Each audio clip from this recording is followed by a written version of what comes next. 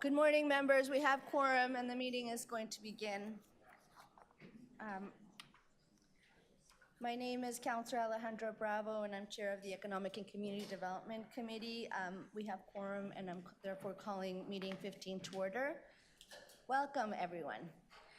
Today's meeting is being held by video conference and in person at City Hall in Committee Room 1. This meeting is also being live streamed online at youtube.com/Toronto City Council Live.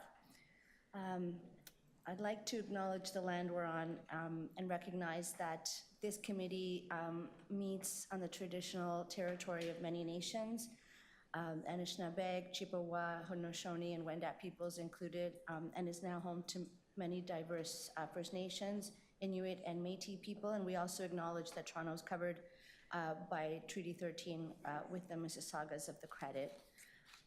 It's also incumbent on us to acknowledge that we are all treaty peoples, including those who came here as settlers, as migrants, either in this generation or in generations past, and those of us who came here involuntarily, particularly those brought to these lands as a result of the transatlantic slave trade and slavery. We pay tribute to those ancestors of African origin. If you are registered to speak at today's meeting, please listen for me to call your name. I will call the speakers in the order they appear on the list. The list of speakers can be viewed online by visiting Economic and Community Development Committee page at toronto.ca/council and clicking the speakers box for today's meeting. Members, the City Clerk has provided all agenda materials on toronto.ca/council and on CMP, the Clerk's meeting portal. Clerk's IT staff are available to members should you have any challenge with your devices. I also want to remind you to please submit and approve your motions by email. Staff are available at ecdc@toronto.ca to help with motions. Are there any declarations of interest? Seeing none, may I have a motion to confirm the minutes from our meeting on July 4th, 2024? Councillor Moise moves that. All in favor? That's carried. So let's move on to the agenda review. For item 1, we have a presentation and speakers. That's EC 15.1, appointment of City of Toronto's first Youth Poet Laureate. For item 2, we are holding for a presentation 15.2, economic benefits of high-frequency rail, Toronto to Quebec City corridor. 15.3, Diversity Youth Fellowship Program. We have speakers, so that will be held. 15.4, change to the Upper Village Business Improvement Area Board of Management. I'll move the recommendation. Moved by the Vice Chair. All in favor? That's carried. 15.5, loan of artwork to the Art Gallery of Ontario and the Montreal Museum of Fine Arts. You'd like to move that? Deputy Mayor Malik, all in favor? Opposed, that's carried. 15.6, Los Angeles Mission 2024 final report. Vice Chair, would you like to move that one? Sure. There's no presentation. It's a pretty straightforward report. It's very detailed. Yeah. Okay. Yeah. I'll move the recommendation to receive. Moved by Vice Chair Carroll. All in favor? That's carried. 15.7, a McCleary District Precinct Plan and the Business and Implementation Plan request from the Film, Television, and Digital Media Advisory Board. I think we may want to hold that for Councillor Fletcher. Yes. I think she wants to make comment. Yeah. Yeah, so we'll hold that.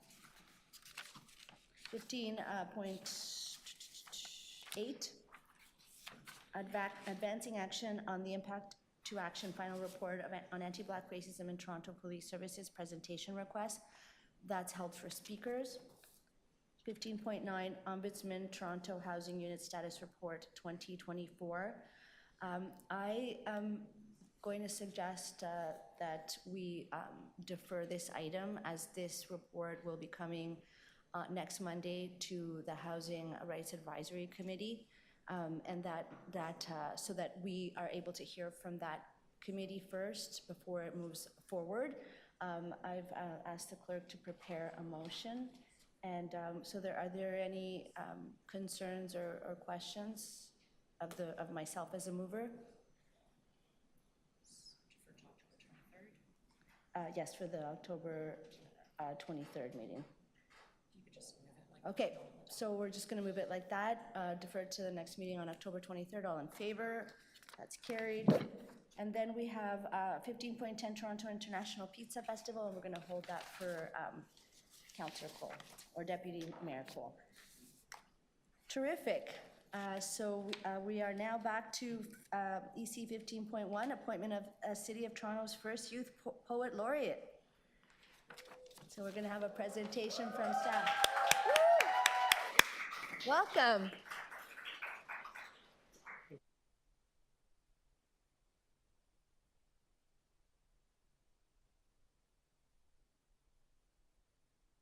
Members of the Economic and Community Development Committee. My name is Shahada Jack, and I sit here before you today filled with immense gratitude, appreciation, and a deep sense of responsibility. I've been nominated to serve as Toronto's first Youth Poet Laureate, and I cannot express how much this means to me. It's not just a personal milestone, but a pivotal moment for the countless young people whose voices and stories often go unheard. As a poet and spoken word artist, I bring with me the unique and intersectional lenses of my identity, my Blackness, my womanhood, and my lived youth experience. These identities have shaped my journey, and it is through them that I strive to advocate for change, empowerment, and justice in our city. If given the honor of stepping into this role, I will work to elevate the visibility of youth voices and use my platform to shine a light on the narratives of equity-deserving groups within our city. For years, I have collaborated with incredible organizations such as Rise Edutainment and Vibe Arts. Together, we've curated platforms and created projects that amplify underrepresented stories. These initiatives have fostered dialogue, bridged communities, and carved out spaces where our rich diversity is not only acknowledged, but celebrated. I believe this is what makes our city truly vibrant: its diversity, its range of voices, and the power of storytelling through art. I believe that true change comes from collaboration, not solely working in silos. In this role, it is imperative that I continue to collaborate with fellow artists, activists, and organizations, because when we join forces, our collective impact on youth advocacy in Toronto is magnified, with intersectionality being at the core of our advocacy. My poetry has always been a form of artivism, a blend of art and activism. I write and perform to recognize and address the intersecting oppressions that affect our city's youth, especially young Black women like myself. Racism, sexism, and economic inequality persist, but poetry has the power to ignite change. Through spoken word, I will continue to advocate for policies and initiatives that promote equity and inclusion across all aspects of society. I also see this role as a way to connect deeper with Toronto's communities, especially through arts education. I know firsthand the transformative power of the literary arts. Poetry offers youth a tool for self-expression, for shaping identity, and for building community. Becoming Toronto's first Youth Poet Laureate holds immense significance for me as a young Black woman who has dedicated the last 8 years of her life to poetry. This opportunity validates not only my journey, but also the journeys of so many youth like myself who rarely see their stories reflected in the world around them. Inspired by the incredible artists who came before me, like Britta B., Randella J., Lillian Allen, and many others, I am committed to empowering the next generation through my art, fostering resilience, and sparking social change. Thank you so much for considering me for this honor. I look forward to working alongside the City of Toronto and the Toronto Youth Cabinet and continuing the work of amplifying youth voices and championing the causes that matter most to our city. Once again, thank you so much. I am honored, thank you. I am honored to share a piece with you all. Our Youth Poet Laureate, Shahada Jack, everybody.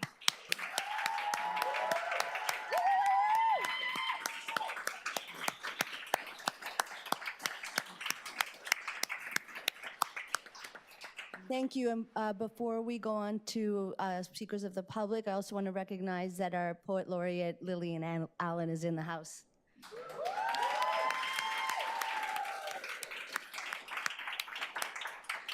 Thank you.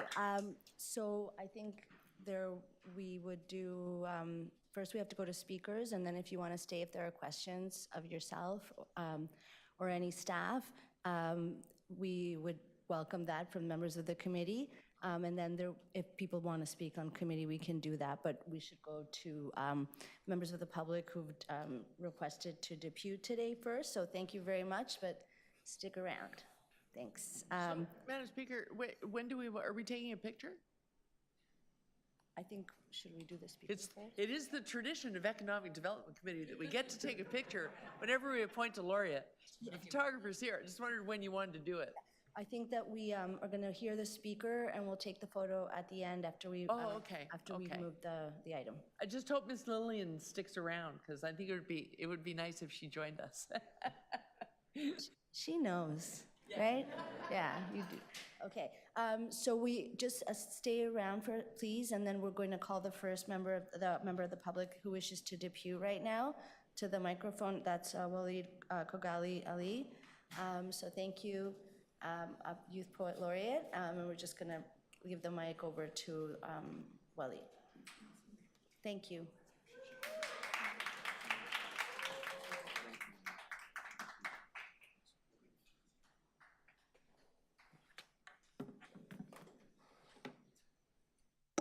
Good morning.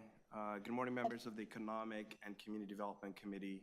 My name is Waleed Kogali Ali, and I'm here today to express my strong support for item EC 15.1, the appointment of Shahada Jack as the City of Toronto's first Youth Poet Laureate. Congratulations, Shahada. This initiative represents an exciting and meaningful step towards fostering youth engagement, creativity, and cultural leadership in our city. The recommendation to appoint Shahada Jack, a 20-year-old bilingual spoken word poet and activist, to this inaugural position reflects the city's commitment to nurturing young voices and promoting the literary arts. Her extensive experience performing on over 100 stages, including at the Toronto International Festival of Authors and Nuit Blanche, and her dedication to exploring critical issues such as human rights and the Black experience make her a powerful choice for this role. The Youth Poet Laureate program was initiated by the Toronto Youth Cabinet. I want to thank friends from the Toronto Youth Cabinet for being here to mark their 25th anniversary, and it holds great potential to inspire young people across Toronto. Poetry has long been a tool for self-expression, activism, and change. And through Shahada's appointment, Toronto's youth will have an ambassador who can help elevate the voices of those who often feel unheard. Her ability to engage with complex themes from the challenges of adolescence to systemic inequality makes her an ideal literary and cultural leader for our city's young people.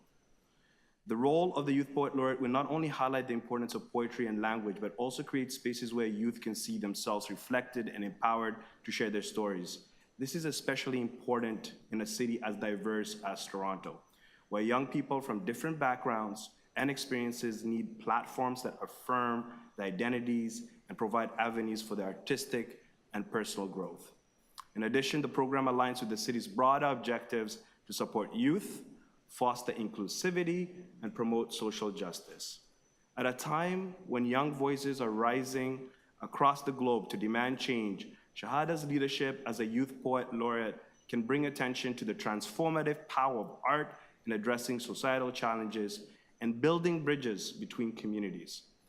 The modest financial impact of the program, a budget of just $7,500 annually, will yield far-reaching cultural and social benefits. $5,000 honoraria and $2,500 in programming expenses are investments in the cultural fabric of our city, ensuring that youth have the resources and mentorship to flourish as creators, leaders, and change makers.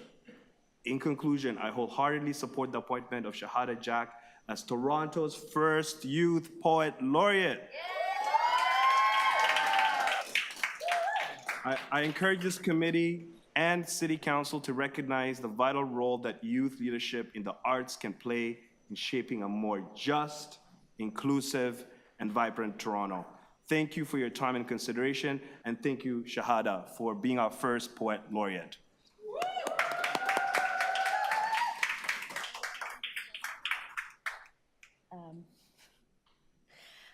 And now we are there any members who wish to ask questions of staff? All right, are there any speakers? Deputy Mayor Malik, and then we have Councillor Moise. Thank you very much, and I share the excitement of everyone today about this announcement, and welcome, Shahada, and congratulations. We are so proud that you are the first youth poet laureate for the City of Toronto. That is really exceptional, and we're very lucky that our city is one that we're proud of as a hub of arts and culture and poetry, and we know that this is only possible because of artists and culture makers and poets like yourself, and that is something that, you know, this opportunity and what you make of it will be something we can uplift through your art and through the work that we do together, and everything that you shared about our capability to go further and be stronger and accomplish more together rings so true and resonant in the work that I know is ahead. And we know that poetry is so powerful. It's what connects us through challenging moments. It's what allows us to express those moments and those emotions that are difficult to handle, and also what drive us to make the kind of change that you described. And we know that in a city like ours, we should have everything that we need to thrive. And that means affordable housing. It means places where we can share and gather, recreation, public spaces. And it also means that we have to be a city where artists can practice, can work, and can belong in a way that they can imagine a future here. And that is our commitment, and through the work that we do at this committee and at council, to continue to not just say that message, but to be able to walk the talk as well as a city. I want to thank the Toronto Youth Cabinet for championing this position and for the work together to make it possible, to the staff at the Economic Development and Culture Division who have moved this forward. And thank you, of course, to our Poet Laureate, Lillian Allen, for your leadership and your guidance, and for continuing to pave the way for this opportunity. And thank you again, Shahada, for being our first Poet Laureate, for accepting that position. And we can't wait to see what we're able to do together. Thank you so much. Thank you. Councillor Moise. Thank you, thank you. I too want to convey my congrats to you too, Shahada. It's quite exciting. I was going through your bio and I saw that you were part of the TDSB, more specifically TDSB Creates. I come from the TDSB side, so yo, TDSB. It's just such an honor to have you here and work with the Toronto Youth Cabinet as well. And I look forward to working with you over the next year. I'm sure we'll do great things together.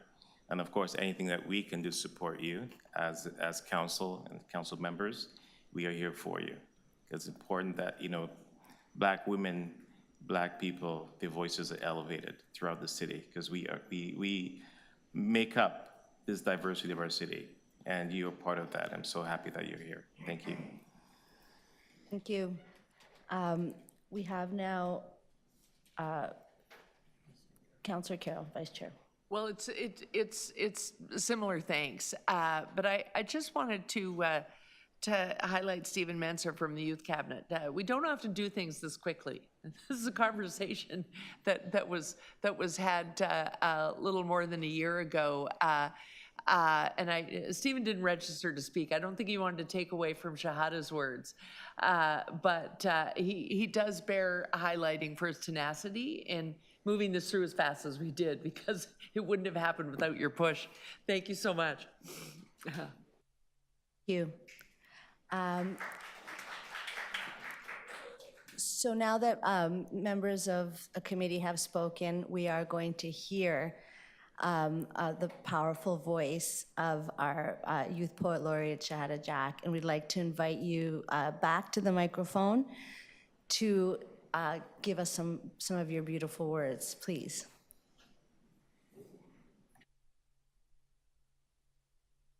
Thank you so much. I'm gonna stand for this one if that's okay. First, I'd like to start off by saying thank you so much for your beautiful words, for your beautiful acknowledgements. I truly believe that this role is bigger than myself.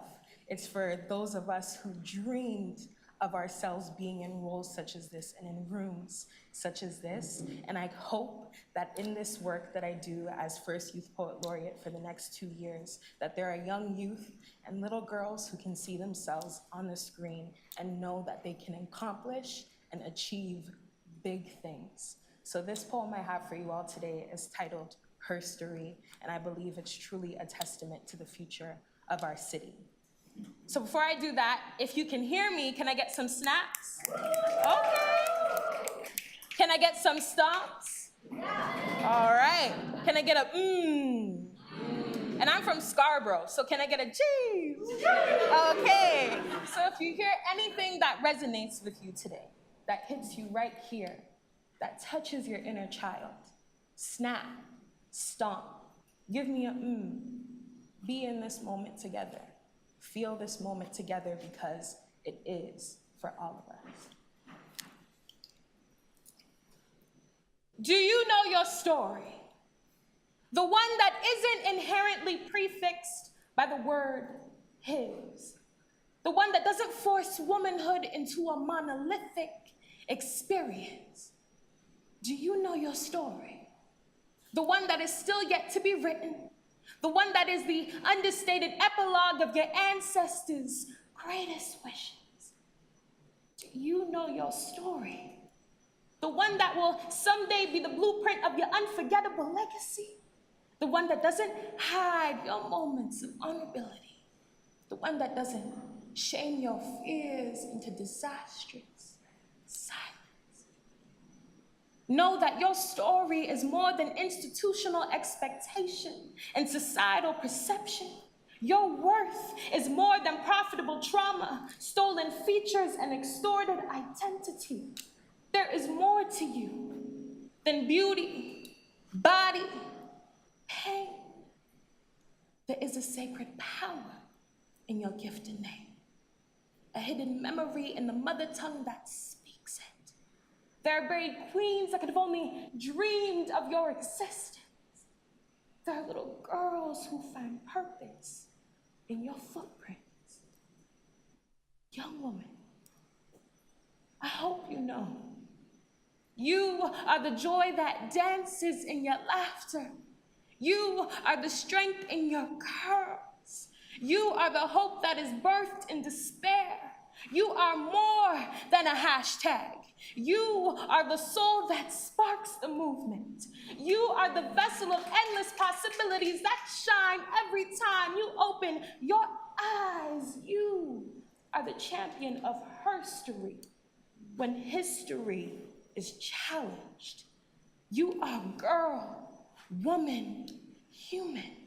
You are writer, protagonist, illustrator, survivor, dreamer, and risk taker of a reality that screams to the world that our stories are enough. Thank you once again for this moment.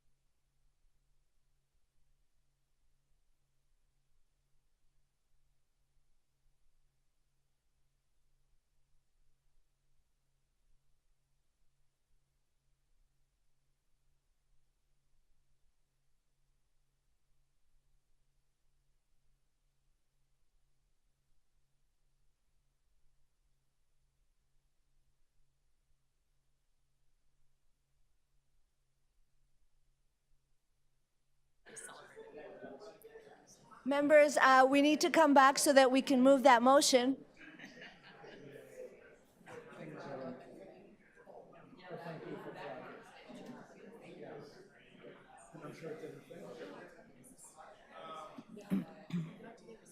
They're setting in the meantime.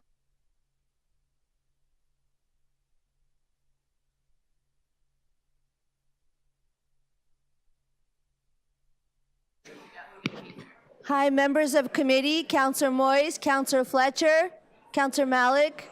We need to move this item. You lost control, and it's only 10:09.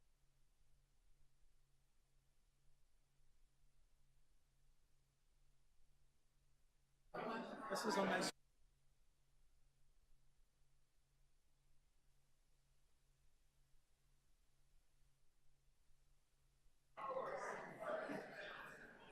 We need one more member of committee so that we can adopt this item. Thank you, Councillor Moyes. Would you like to move this item? The 15.1, the adoption of the Youth Poet Laureate. Absolutely. It's my honor and my pleasure. Okay, moved by Councillor Moyes. All in favor?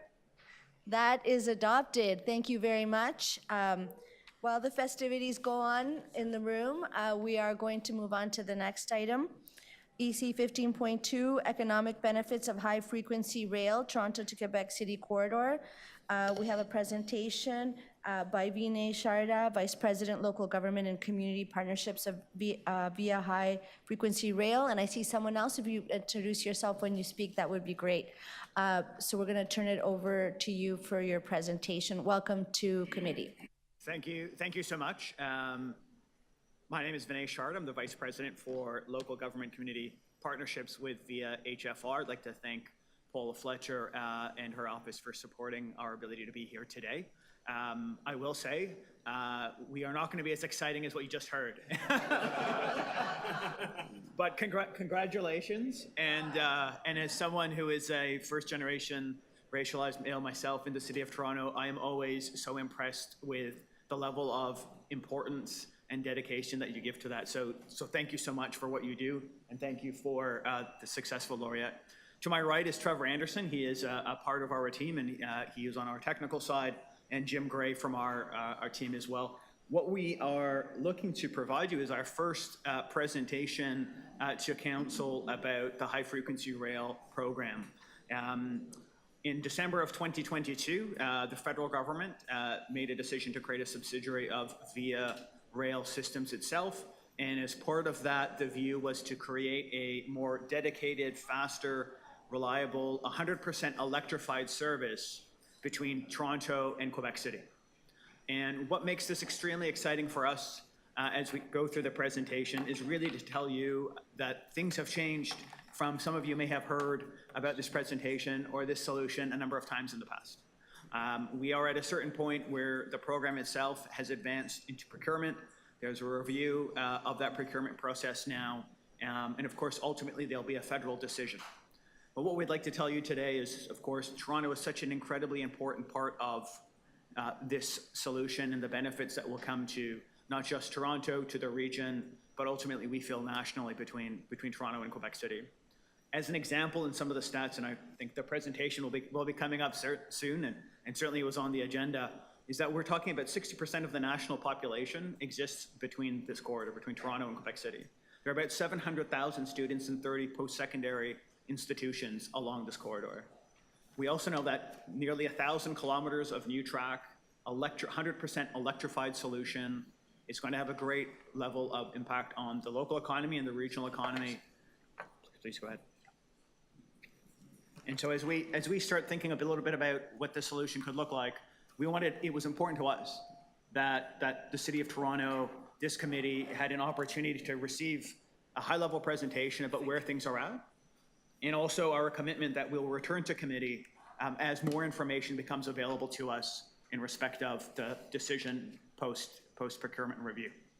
And as you'll see on the screen, the proposal that is being reviewed is really about this new solution to provide services between Toronto and Quebec City, speeds of in excess of 200 kilometers per hour. And that's looking at reducing travel times by about 50% on certain routes as they exist today. The image that you see on the slide as well is more figurative than it is actual literal. We will know what the actual alignment will be through the procurement process and what we're calling the co-development process. So as we conclude the review of bids that have been submitted, which closed in July, once a successful bidder has been selected, a government decision made in 2025 will begin what will be called the co-development process. And that co-development process is where via HFR, working with the selected bidder, will go through a review of the selected route, the station locations, and some of the details that we'd like to come back to talk to committee and council about. But for the purposes of today's presentation, there are 7 identified stops by the federal government for via HFR: Toronto, Peterborough, Ottawa, Montreal, Laval, Trois-Rivières, Quebec City. And as we start thinking about what this means for Toronto, for Ontario, for the nation, I mentioned some of the key stats about the size of the population, the impact on GDP, just again within this region, the number of students that will have a new means of transportation.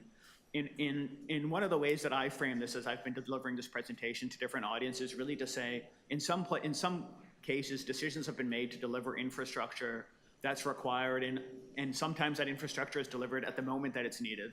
Whereas in many ways, the solution that we have here, we know that there is a growing demographic change, population change, productivity challenges, the ability for us to offer citizens the chance for different modes of transportation.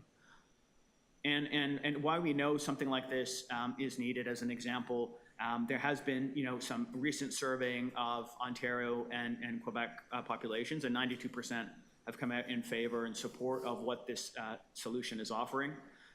We also know that the growth in demographics across the region are getting to the point where coming into Toronto to commute they'll need different modes, they'll need different solutions, and this is certainly offering that. I think the other piece I would leave with you today, and we're happy to take questions, would also be in respect of the time that we're currently looking at to travel between 3 capitals of the nation. We are the only G7 country that does not have something of this type of speed and this type of solution. We also know that from an economic reconciliation perspective, there's a very significant opportunity here that this project presents. And so we have a very strong Indigenous relations team that's looking at just that. I think at this point, we'll leave it at that, and happy to take any questions. It's a very high-level presentation at this point. Vice Chair Carroll? So you say that the draft procurement is under review currently? That's right. Oh, okay. So, and that has to be done before the federal government decides once and for all whether or not to proceed, or have they already in principle agreed? So at this point, the procurement process is closed in July. We're under reviewing the 3 bids that have been submitted. And then that needs to be brought forward to a federal government for final decision. Oh, okay, final decision, but it has been before them. They're in the loop, so to speak. Well, in fact, it was correct. It was by their direction that we should undertake this process to determine what the private sector offering could be, and if it makes sense financially, economically, in the solution that we're looking for. And so the bids will come back and report back to the federal government on some of those criteria, and then ultimately a decision to be made. Okay, and in your presentation, there's a great list there of the more conventional economic benefits, but there's change once you create major stations that weren't there before. A station that might be minor becomes major as soon as that you increase the ridership along that line. So there will be some adjustments that have to be made along the line. And you mentioned having an Indigenous strategy. Is there an overall strategy of, mitigating impacts along the line with community benefits of some sort or other? It's absolutely something that we're looking into as part of the design of the program. When we have a better sense as to what those impacts are going to be, to your very astute point, we need to then therefore decide how do we ensure that there's some type of benefit, some type of response to the impact that's potentially going to be there. And that we need to figure out during that co-development process. Excellent, excellent. And I just have one other question, and that is whether or not the procurement in its form currently has any weighting or advantage for Canadian content, Canadian workers, or even the vehicles themselves being Canadian manufactured. That's actually an excellent question, and if it's okay with you, I would like to get back to you on that.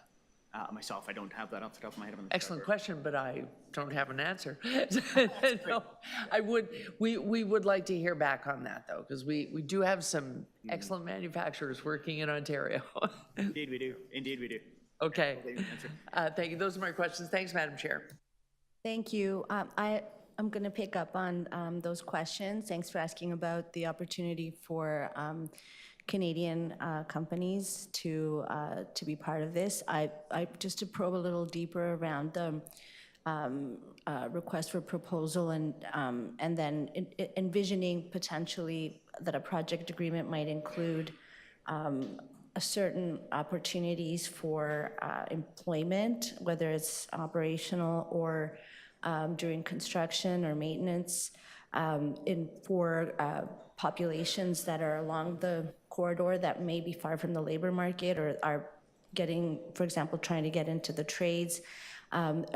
Is that something that you considered? In the City of Toronto, we've certainly made that a priority through what we call community benefits work or promoting agreements or frameworks. And I guess I would like to point to the Metrolinx's commitment to community benefits framework, which was adopted in 2014, that just stipulates a target that is not a hard target for inclusion, but maybe we can do better this time. Sure. I think that's an extremely fair question. And again, something that we're taking back as part of the co-development process.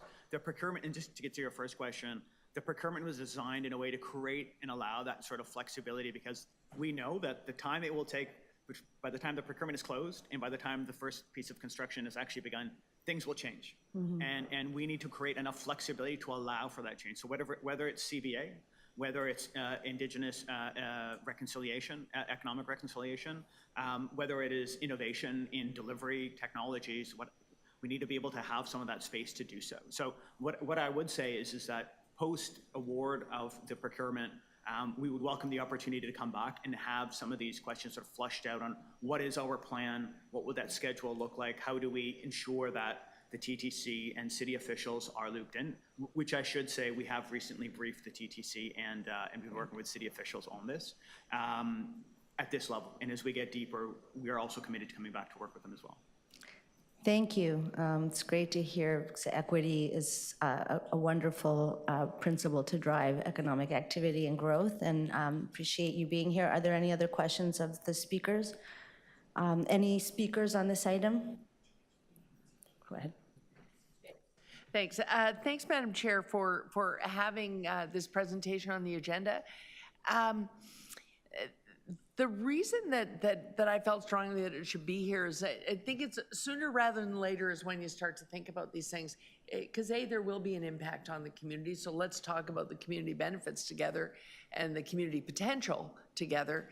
But I think we also, in this time of possible transition, let's put it that way, a possible transition, I think we have to look at what are the things that have been discussed and gotten pretty far down the road. How do we make sure they still come? Because I don't know, people may have glossed over the little map there, the route, but to me, when I look at the route for this train, it takes me back to the conversation we were having a few years ago of, the Martin Prosperity Institute talked about mega regions, and that really, if you're really doing economic development, it always has to be regional. You can't just say, here's a pen with Toronto's name on it, and we just want business here. Because if global interests come looking, they're looking at the region.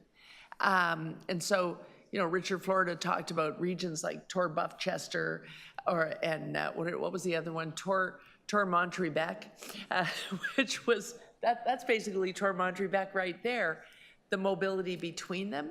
And the thing that we notice when we go to Ontario, to Ottawa on business, more and more, people are doing rail travel because of their ability to work while traveling. If you're on a half an hour flight, it's almost not worth opening your laptop. You're gonna be told to put it away in about 5 minutes. So people are looking for this faster journey. I can connect, I can get on Wi-Fi, and then I can get 2 hours of work done before I get to Montreal, and then carry on from there. So it's starting to look like a part of the new world of work. Which is making the conversation about this even more pressing.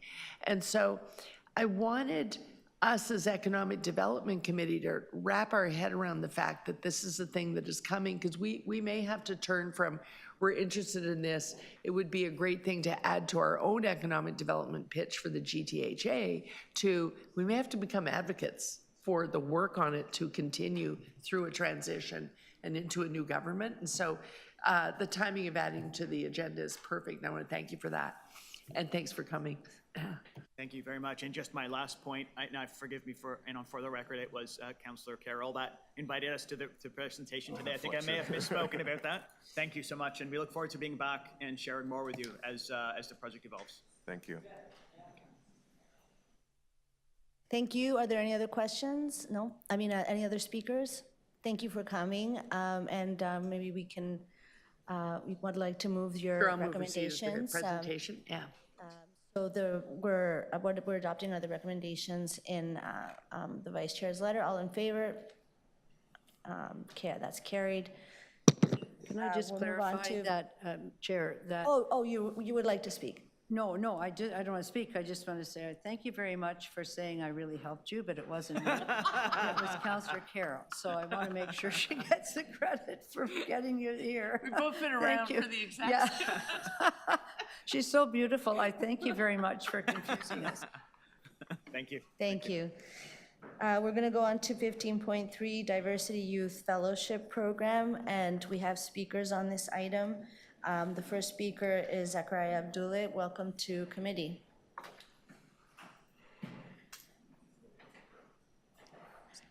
Is Zach here? Okay, perhaps he'll return. The next speaker is Esquire Johnson.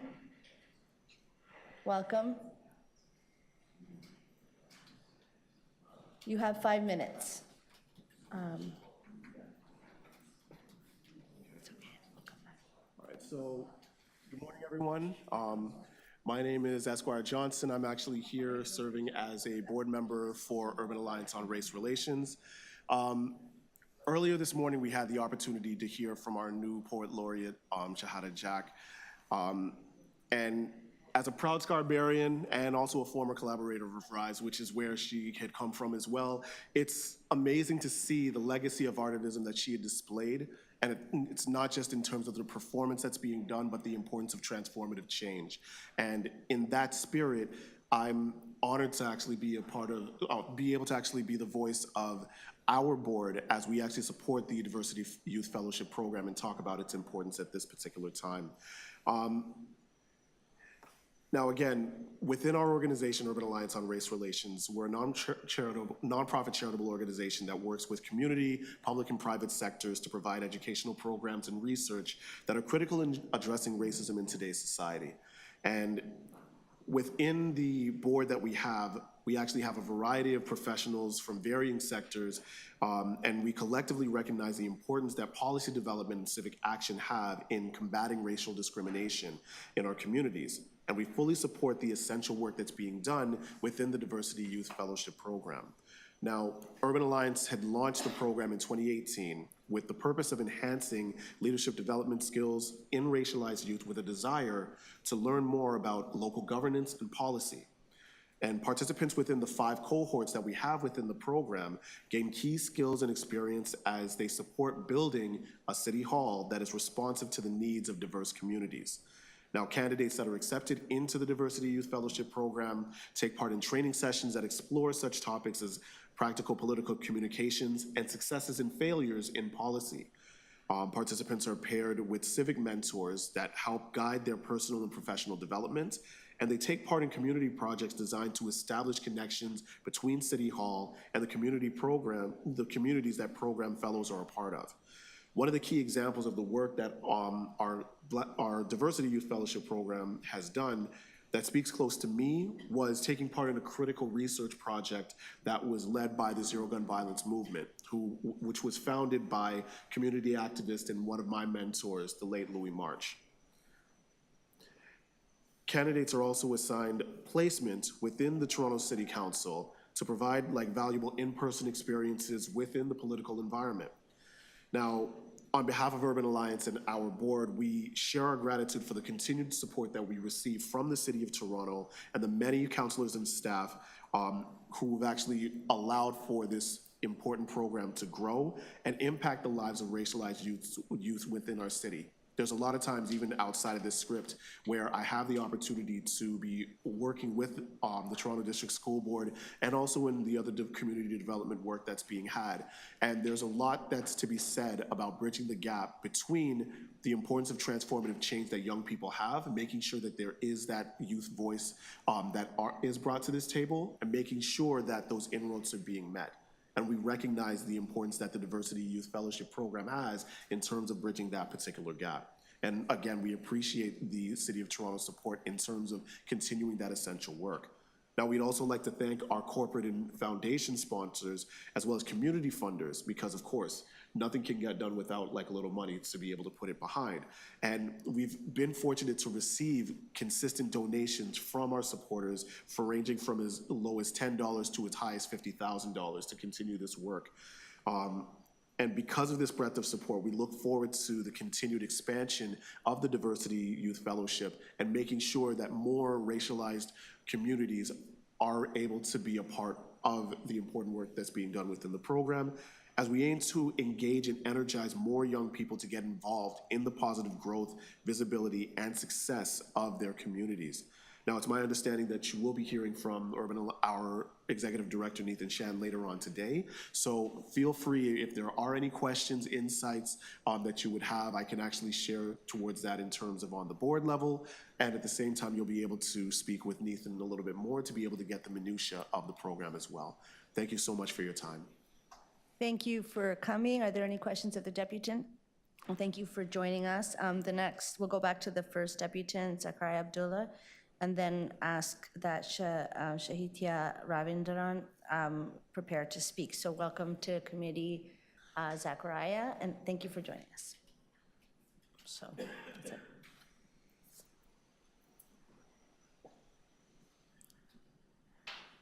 You have 5 minutes, and I'll be giving deputants just a reminder before 5 minutes. Let me reset you. Go ahead. Good morning, Madam Chair and esteemed members of Council on the Economic Community Development Committee. I'd like to begin my remarks by saying Happy Public Service Week. Many of the incredible public service staff across the public staff and the political staff do an incredible job to ensure that everyone in this city can enjoy everything that we have to offer in one of the greatest cities in the world. I am here, though, to speak on behalf of the inaugural Muslim Youth Fellowship cohort and as the chairman and president of the Somali Center for Culture and Recreation. So more than 7 years ago, I was recruited into a once-in-a-lifetime opportunity as an inaugural class of the Muslim Youth Fellowship.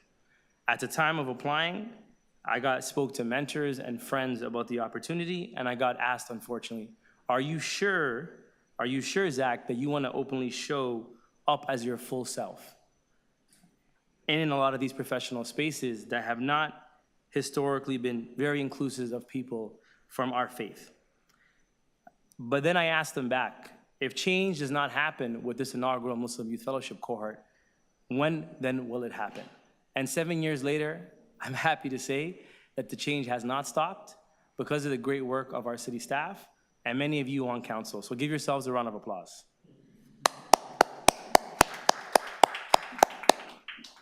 The fellows in my inaugural cohort came from across the city. Many of them were women, many of them were Black Muslims, many of them were of Somali background, and many of them are now working in service of others across our City of Toronto staff, on city boards like the Toronto Public Library Board, and nonprofits like the United Way. Without programs like the Diversity Fellowship Program, the momentum of building Toronto's first ever Somali Center for Culture and Recreation never happens.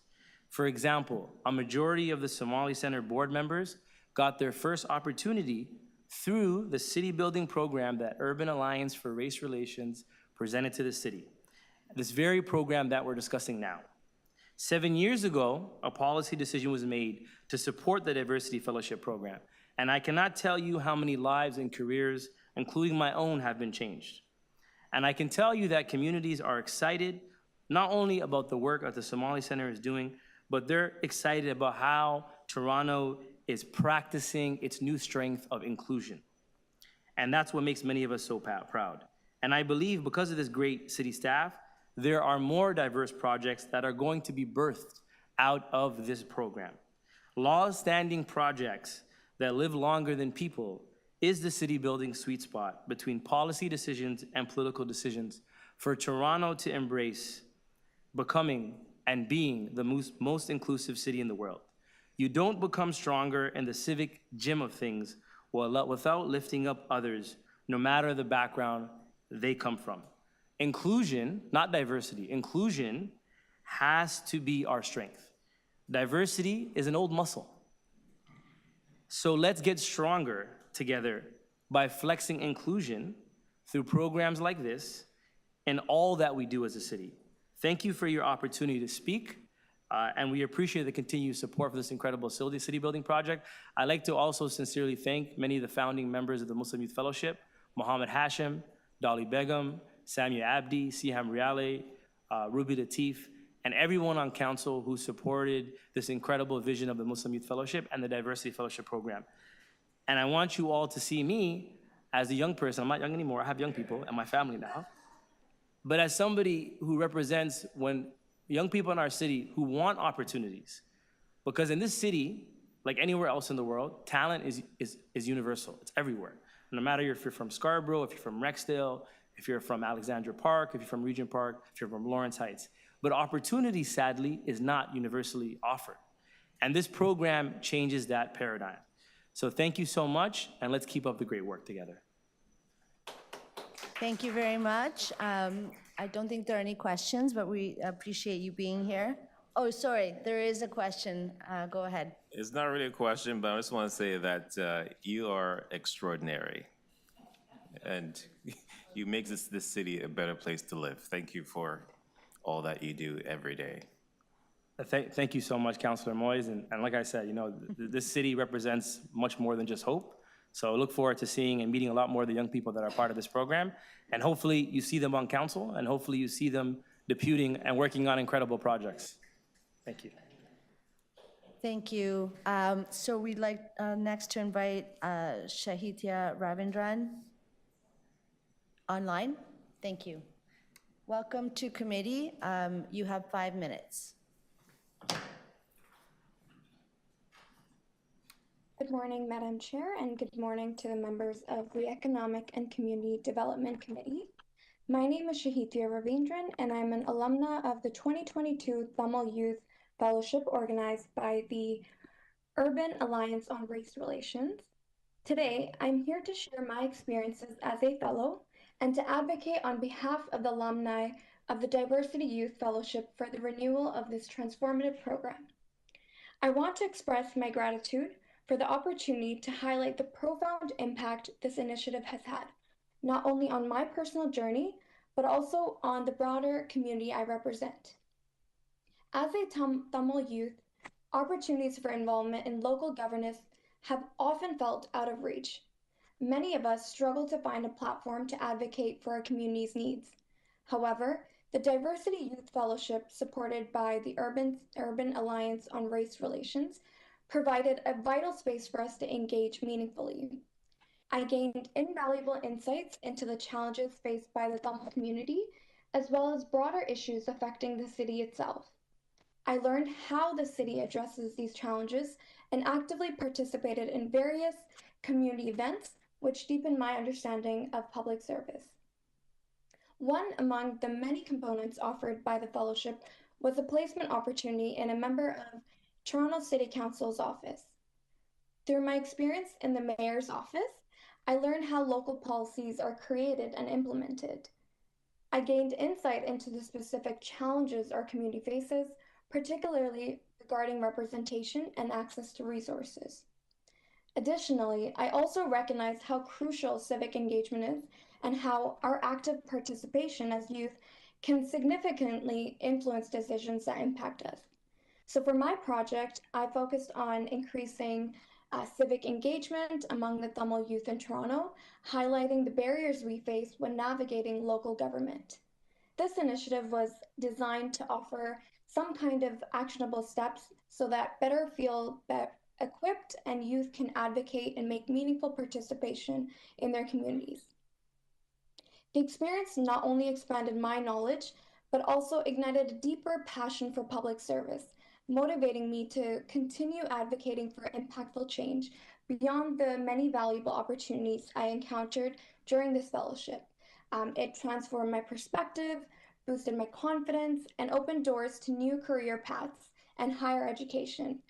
And by pursuing further studies in public policy, I'm gaining the tools to make even greater strides in the policy area. So I felt very supported, fully supported throughout this program, connected to mentors, professional networks, and employment opportunities that continue to shape my professional growth. We have seen firsthand, including myself, the alumni, how transformative this program has been, and the overall Diversity Youth Fellowship program. Over the last few years, this initiative has empowered 108 young individuals, with 81 identifying as women, to develop leadership, career navigation, and civic engagement skills. The program has successfully increased representation in City Council offices, giving equity-deserving groups and youth the confidence and opportunities they need to contribute meaningfully to our municipal government. By renewing and expanding this program, including the proposed Indigenous Youth Fellowship and the newcomer youth cohort, we will continue to cultivate a generation of diverse, capable leaders who reflect the communities they serve. So I sincerely thank you for this opportunity and continued commitment to this vital program, and for recognizing its importance in fostering equity and representation in our city. Your ongoing support has been instrumental in its success, and I look forward to working together to ensure that this program future continues to grow. Thank you. Thank you. Thank you for coming to committee. We are going to now ask Humphrey Osei Owusu, who is online, to come forward to speak. Humphrey Osei Owusu, you have 5 minutes.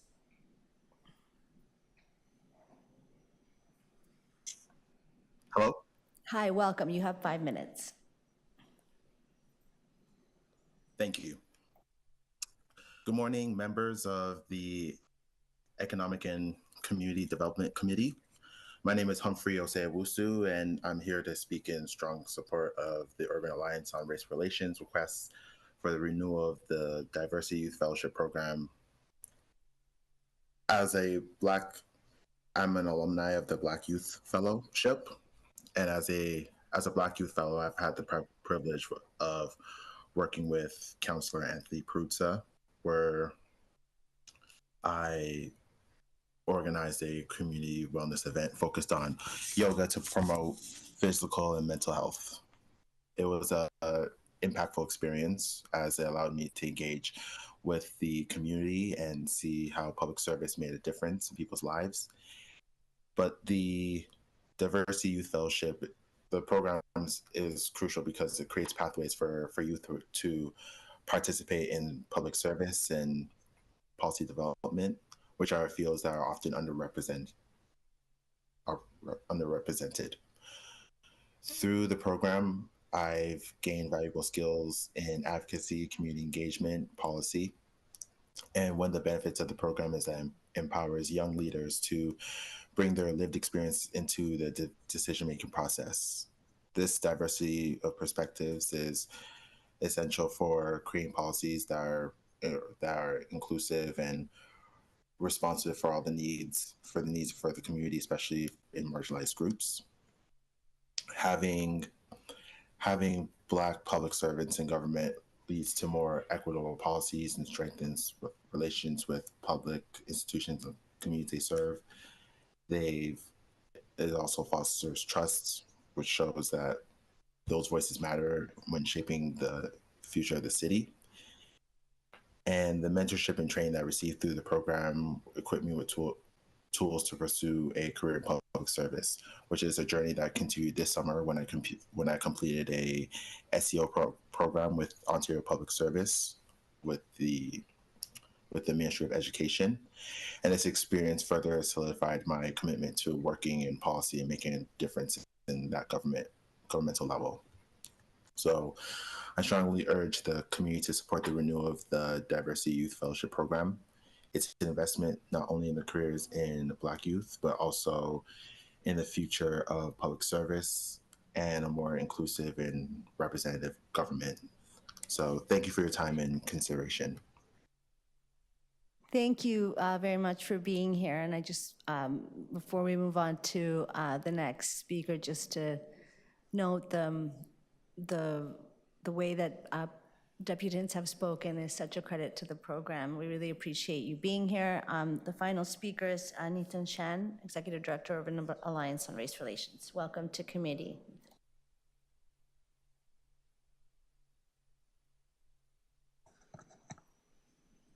Thank you, Chair, Councillor Bravo, and all the councillors. I want to thank all of you for allowing us to be here today to speak about this program, which is very close to my heart as well.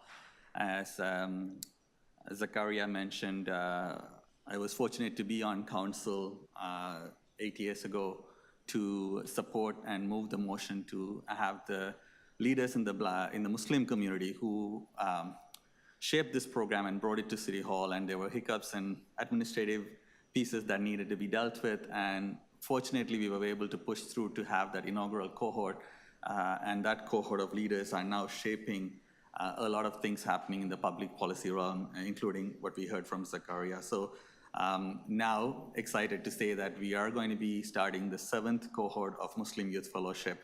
And the first cohort is back, helping to strengthen the program. And we build a community around this. We've had over 100 fellows that have gone through the program over the last 7 years. The success of the Muslim Youth Fellowship, which was initially received with a little bit of apprehension and kind of a slow, okay to get started, became a kind of a trailblazer to increase other programs. The Black Youth Fellowship program, when we initiated, hundreds of people gave small donations to support that program. And these programs earlier, just to remind the counselors, were almost fully funded by the community to show that there is value in this. And we now know the city has understood the value and is supporting the program in most part.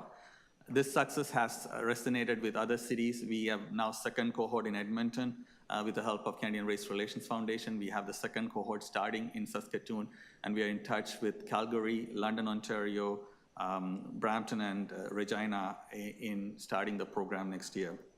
Next year is our 50th year anniversary for Urban Alliance. I know many of us were not born at the time the organization came together. And while we are going to celebrate the 150th year, we are committing to have this program reach at least 100 youth per year in different cities across the country nationally.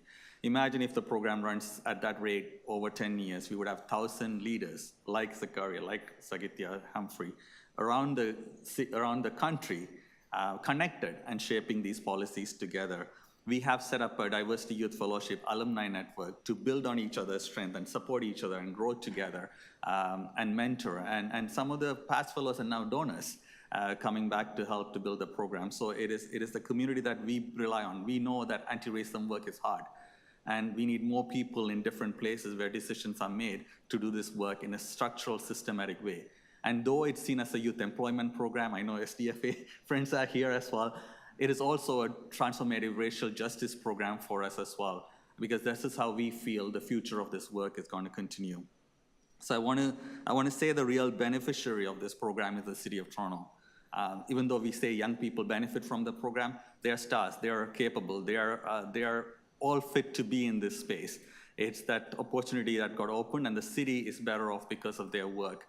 It's more reflective, more responsive to the community's needs. And community projects, for example, is a great way in which they have taken the city's complicated structures and opened it up for communities that they come from, however they define the community. And those projects have helped to increase the access to this complex government that some of us who've been in here for many years will still not be able to understand. So I have to say thank you to all the counselors and your staff. I know staff are the unsung heroes and sheroes who mentor and take on short-term positions. So I want to thank all the counselors, staff who help, and the counselors who have taken fellows and supported this program. I know it takes away a lot of your resources to do this, but I hope it's been beneficial. I also want to thank all of our staff from SDFA, clerk's office, and from the Confronting Anti-Black Racism Unit in particular, as well, for their continued support, and the mentors who've given their time to mentor our young people. We will still be doing this program with partially community funding because we want the community ownership. Like previously mentioned, it comes from $10 per person to tens of thousands of dollars. So we hope you can continue to support to build this, because Toronto now is leading this work and the kind of the flagship that we show to other cities to say, you know, let's do this together across. So I want to finish off by saying quickly, I know 10 seconds, Urban Alliance is fully supportive of the expansion that is happening with an Indigenous-led angle for Indigenous Youth Fellowship, and that will be groundbreaking in the city. Thank you very much. Thank you very much. Are there any questions of the deputant? I know that, sorry, go ahead. Just a quick comment. Nathan, I'm only sad about one thing. We had so many people here from the youth cabinet this morning, and they did not hear this description just now. They're working on youth employment and trying to make sure that it goes out on all fronts. But this is such an enabling program for all forms of employment once you've been through the program. I'm wondering if you've had direct contact with them to let them know about it so that they're also pushing the knowledge of it out there. Yeah, definitely. The circulation is there. I mean, the executive director was a former fellow as well, and he's been actively involved as well. So there's a lot of people in there who have been through the back program. and So we forth's have, going on. yeah, we have been continually, and we invite them to all of our conversations, graduation events, launch events, and so there's conversations happening. But we could strengthen it even more. So I'll take that back for sure. I have a question. I know that you were running out of time. Do you have anything else that you wanted to say about what's before us and some of the changes that are coming? Yeah, I think the two changes, the city fortunately was able to help us, as a one full-time staff position, it's hard to coordinate 5 cohorts. So the evaluation that the city of Toronto helped us do with Blueprint was phenomenal in understanding some of the things. We knew some of these challenges, like the hours are not enough. The pay obviously it's not attractive. It's minimum wage at the time and still is 16, 15 or something like that, which is, obviously the youth take it on for the thing. So this new model that's being proposed with longer duration of the placement with a little bit extra pay helps to, helps in the broader economic context of avoiding precarious nature of employment and so on. So that's helpful. So I think the model works. It'll be slightly less number of fellows, not too less, but it helps to kind of have a longer term. It increases the budgets, I won't say slightly. It is significant, but not significant enough of a change. So I hope the change would be approved, which helps us to build sustainable leadership. And I think that the quality of placement, quality of the community projects, quality of experience will all increase because of these two major changes. And the length of time, when you have done I know you do debriefs with the fellows, do you feel that will contribute to the quality of their experience and the depth of what they gain in terms of knowledge and connections? Yeah, and unfortunately things don't move as fast within government. So to be in a place in 3 months, by the time a couple of meetings happen around some things, so it helps them to space out their policy idea and projects and their learning a little bit more.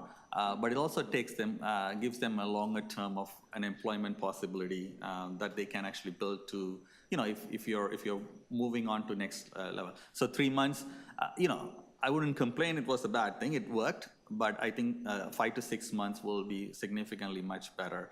And I think it also helps to build relationship with the staff and the counselors better to do the work. I have to say though, we are fortunate that many counselors have actually opted to keep their staff for more than 3 months after they finish. Usually they have gotten 5, 6 months sometimes because the counselors have felt that was. So I want to thank the counselors for doing that as well. Thank you. Question, Councillor Moise. I know that the Youth Fellow focuses on cities, Toronto being one of them, and you've mentioned many other cities. But have you looked perhaps at expanding the program maybe in other, perhaps private enterprise, and maybe even like the school board, for example, which I know you're currently the chair of? Are there possibilities for that? Yeah, so we started a pilot project called Policy Youth Fellowship, and it was funded by Canadian Heritage, but a time-sensitive funding. We've placed 50 young people in different policy organizations, so legal aid clinics, like broadband, organizations that do policy-related work. So that was almost like an honorarium-based placement, where they were given a certain number of hours to independently work their schedule and do a policy-related stuff. It went really well because that was completely a project-based placement. So the organization identifies a need, hires this young person. We had 50 of them over 2 years, 1.5 years. Very successful, but unfortunately the funding dried up. So we are in touch with those organizations to see if they would fund on their own because they've seen the value. So it's still a conversation happening. We are also talking to the city, and we've had this conversation a couple of times with the SDFA staff as to how does the placement look like in city managers' offices and things like that in the public service side as well. I know there's complication around collective agreements and other things, but that could also be an opportunity for expansion for some of the fellowship to be able to be in leadership positions within the city outside the councillor's office. So those are some of the things that we've explored. Provincial and federal, we haven't really, in the government, we haven't really, because it's also done by political parties and in different type of placement already exists. So So this is the two expansion that we are looking at. Just to close off on that, the three sectors we looked at was arts sector, environmental sector, and legal services, because we saw serious underrepresentation in those sectors in leadership and decision making. So those sectors were the one we placed 50 youth. Thank you. Are there any other questions of the deputant? No, thank you for joining us today and for being your partnership. For speakers, I would like to speak if there are no other speakers. I'll start by saying, like Nathan, this program is very dear to my heart, and I'm one of the counselors that's like others who've hired in their office a fellow who we got to know. I'm glad that you always tell the origin story of how this started. I remember being in that room with Mohammed Hashim and a bunch of young people who were concerned about the growth of Islamophobia and racism at the time, and looking at youth leadership as both a strategy and as an asset. It was such a brilliant solution and direction, and that community-based effort to come forward to now grow to be this institutional, wonderful program that's producing such terrific outcomes, so much value for the effort and for the resources that are invested, is something that I think we should be proud of in Toronto. We should be proud that people in this city had the great ideas, and that we had a partner in municipal government to move this idea forward. I don't think that we should hide or we should be modest about the fact that Edmonton is leaned in the way it has, that Canadian Race Relations Foundation is seeing this as a place to invest. And I feel that I should also say that in Saskatoon, the work is supported by people who knew Graham Mitchell, who worked as political staff in the City of Toronto for former councillor Janet Davis, and was also worked in the public service. And he passed away in an untimely way. And then the community of people who loved him put together the Graham Mitchell Leadership Fund, and so he would be so pleased to know that the second cohort is now with the full support of the mayor and the chief of staff and the council in Saskatoon. This is a wonderful way where municipalities can show that we reach across and hold hands. We can change so much about how we understand power, who has a voice, who should make decisions, and this is a really wonderful investment. I love hearing all of the fellows and members of the board come forward to share what you know, what you've learned, and I also think that it's a wonderful development that the public service here in the SDFA, working with Urban Alliance on Race Relations, is going to bring forward this powerful strategy, this powerful, proven piece of work for Indigenous youth leadership. This is exactly where we need to go to start to realize our commitments in the Reconciliation Action Plan. And so the leading edge of so much of what we do to walk our talk is actually in youth, investing in youth leadership. So thank you to Urban Alliance, thank you to all the supporters, and thank you so much to our staff who have both championed, led, and given so much love into this. So that's just what I wanted to say, gratitude. Councillor Moise. Thank you, and through Madam Chair, I do have a motion. Since I've been here for the last 2 years, I've been fortunate to have a youth fellow in my office throughout, and they have served us well. We've learned from them, they've learned from us, and I'm really happy the program exists. I wish when I was a youth I had such a program in place. And starting on Monday, I have a new Muslim youth fellow as well, so I'm excited about that. The motion that's before us today, there's two parts to it. The first one is really to talk about developing a flexible option. As of right now, youths work in the offices, I think, twice a week. But a lot happens during and between those times, and I think that there should be more options for youth, whether they want to work 4 days a week or 3 days a week or whatever. I also think too that we should expand the program to more than 3 months because I think it's important to give them as much experience as possible. The second piece is rather than, I think, our staff directing students where they should be or where should they be placed, I think it's important to collaborate with them and ask them what they want out of this, and perhaps where they can be matched, to an appropriate counselor's office, perhaps, who they like to work with, the comfort level, all those things. Because I think as of right now, students come in, they're approved, and you go here, you go there, without any consultation with the students. And so I think we have to really examine where people are most comfortable and what's best for them. So I'm just asking staff to look at that,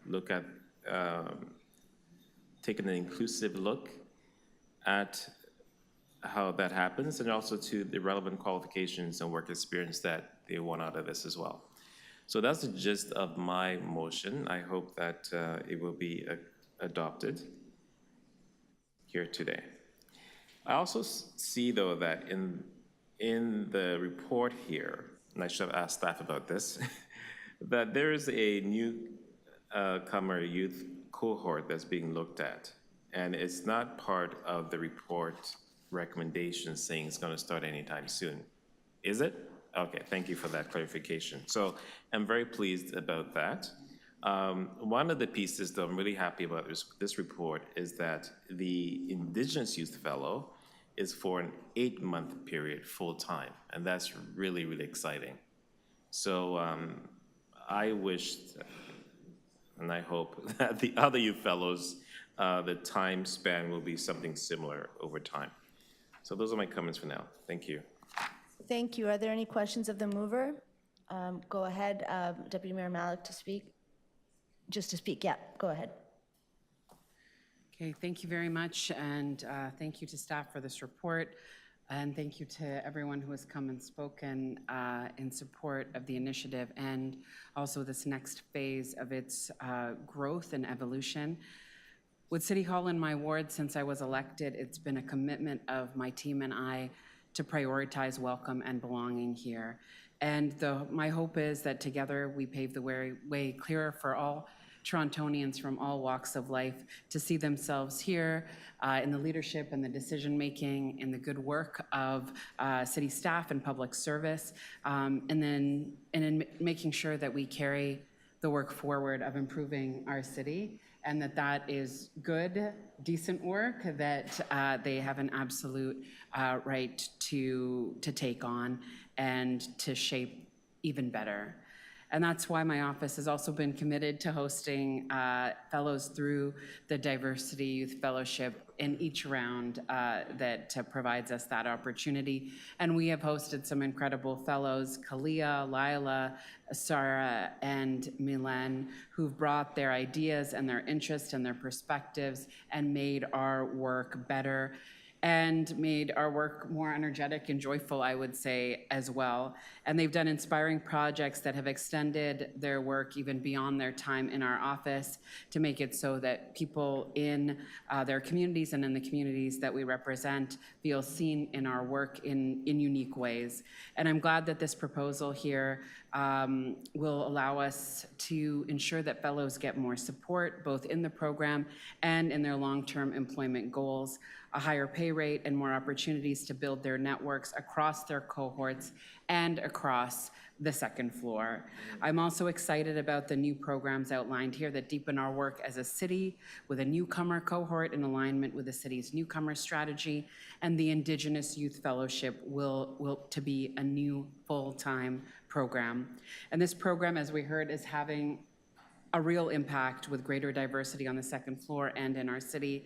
And I know from the fellows that I've hosted that they've gone on to do amazing things, community-focused research, law school, and deeper community engagement. We're seeing their impact in the city now and for years to come.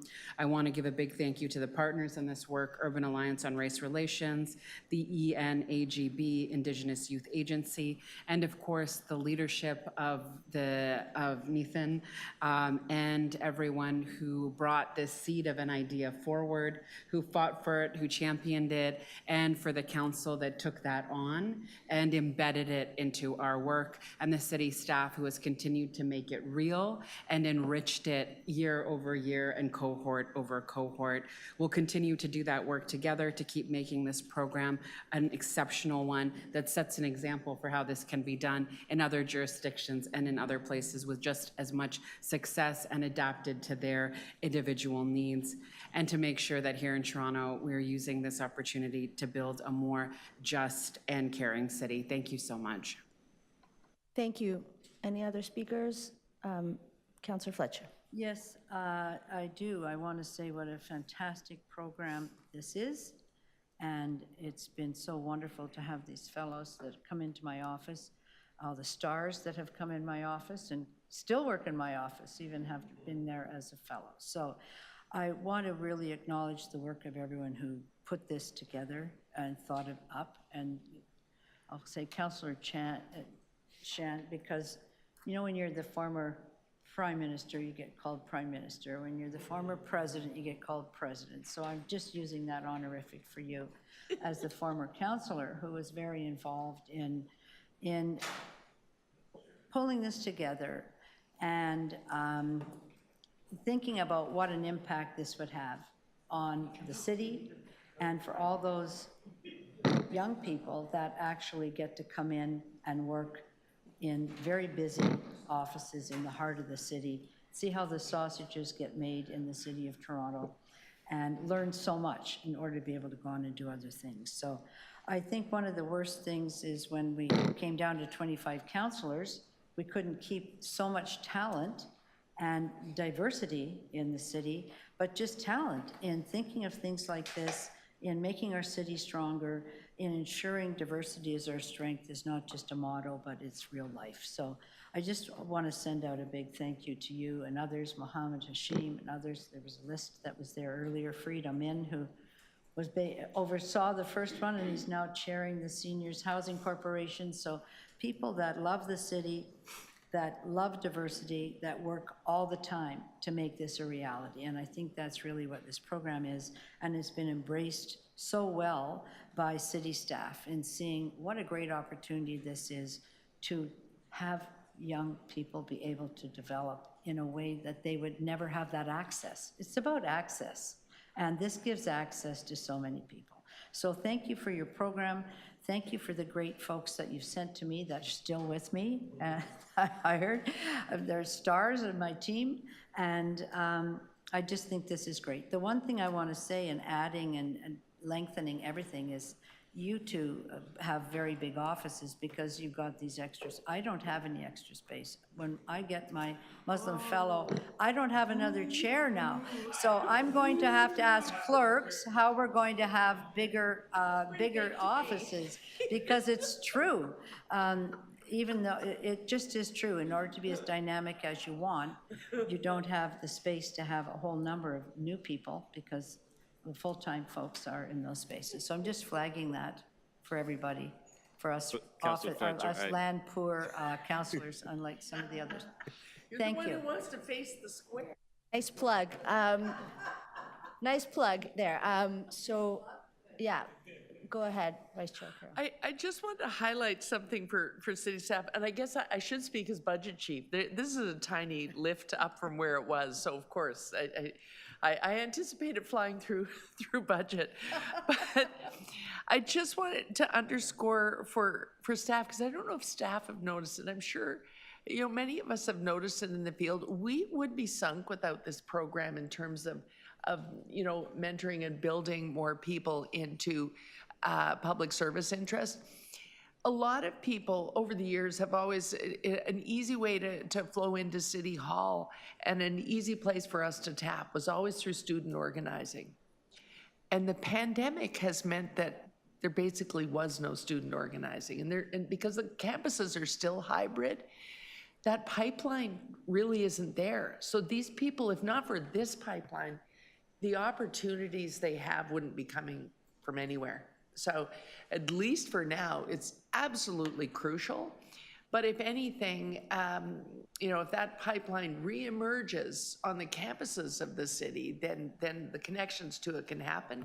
But it really seems like they're struggling to get back with so many people in hybrid programs, hybrid courses. Sometimes I'm on campus, sometimes I'm not. There isn't the wealth of people who want to have a public service bent or an organizing bent, community organizing, political organizing. You learned it not just in the lecture hall, you learned it by getting involved. And that involvement is so much smaller post-pandemic. And so this is absolutely crucial to keep going so that people have that ability to find their way to the public service through another means. Thank you. Since we've all spoken, we're going to go now to Councillor Moise's motion. Great motion, by the way. All those in favor? That is unanimous. Item as amended. All in favor? Also unanimous. Thank you very much for members of the public who came today, and thank you to our staff. We're going to move on to the next item, which is 15.7. We held that in case Councillor Fletcher wished to ask questions or speak. McCleary District Precinct Plan and the Business and Implementation Plan request from the Film, Television, and Digital Media Advisory Board. Councillor Fletcher. Yes, no, I think, who's here? Marguerite right behind you. Marguerite is here, Marguerite Piggott. And I don't have eyes in the, even though everybody thinks I do, I don't have eyes in the back of my head. We do think you do. I just want to go, just briefly, and thank you for holding this, because its trajectory is, because it's from the Film, Television, Digital Media Board that Councillor Carroll and I are on. It goes through this committee and then on to council. But in the Portland's planning framework, there was a zoning called PIC Core and PIC. Could you just briefly describe what each of them are, please, and why this precinct plan is to address that part of the zoning?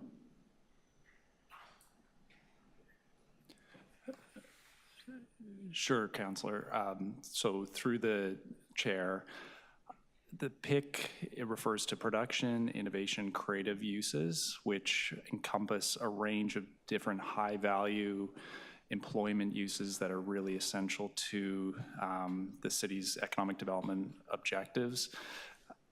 Through the Portland's planning framework, council approved minimum targets for those types of uses in a number of areas that were designated for future mixed-use development. So in the case of the McCleary district, as with the other PIC mixed-use areas, there's a minimum of 25% of total density that would be allocated to those uses.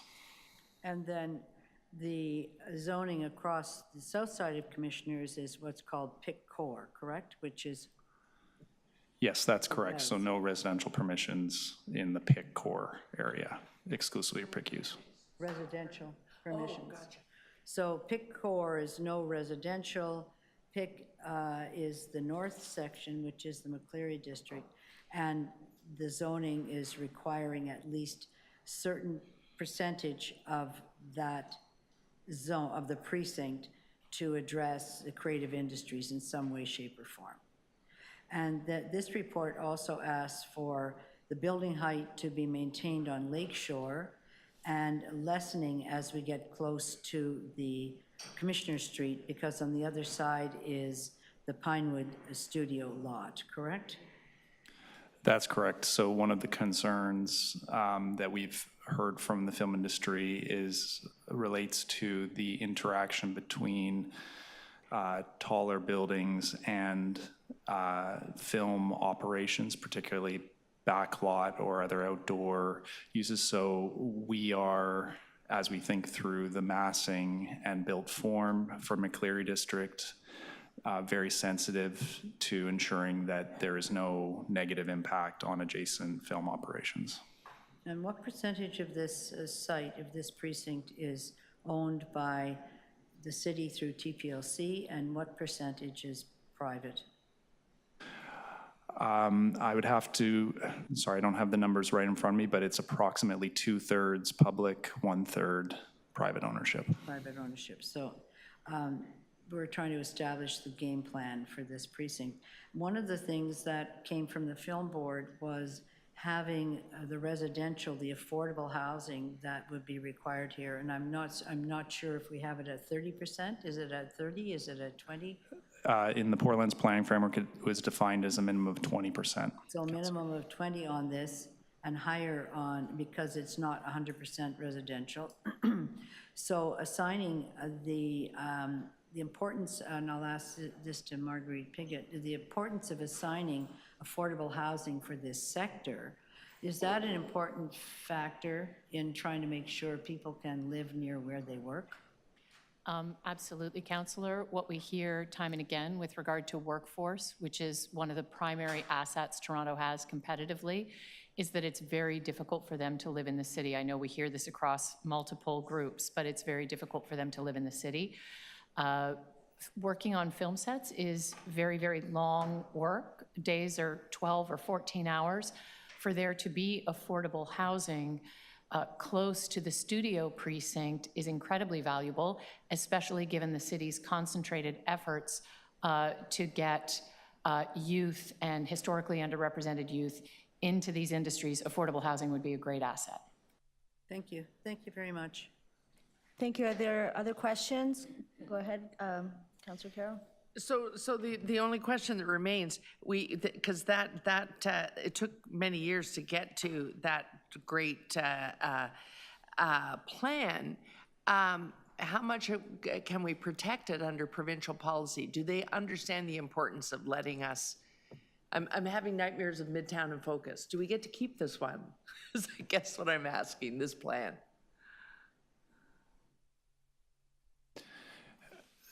Sorry, Councillor. So what makes McCleary District unique, as Councillor Fletcher has pointed out, is the public or city control and ownership of these lands. So, I mean, we look at the opportunity here for the city, not just to define the planning or regulatory framework, which, as you could rightfully point out, is subject to provincial influence, but we also define through council direction the actual business plan and how these sites would develop. So in that regard, the city has as close to absolute control as you could have through a future development here. Right. So if you achieve the things that we couldn't achieve in the private lands, given provincial policy, if you can load those into the 2/3 city-owned, they can't compel us to do otherwise. We can keep to the mission here. It's the city's prerogative what it wants to do with its Excellent. own. Excellent. Okay. Thank you. That's my only question. Any other questions, speakers? Would you like, yeah, go ahead. Oh, you. I just want to speak first because I know Councillor Fletcher has been at this for so many years. She asks a lot.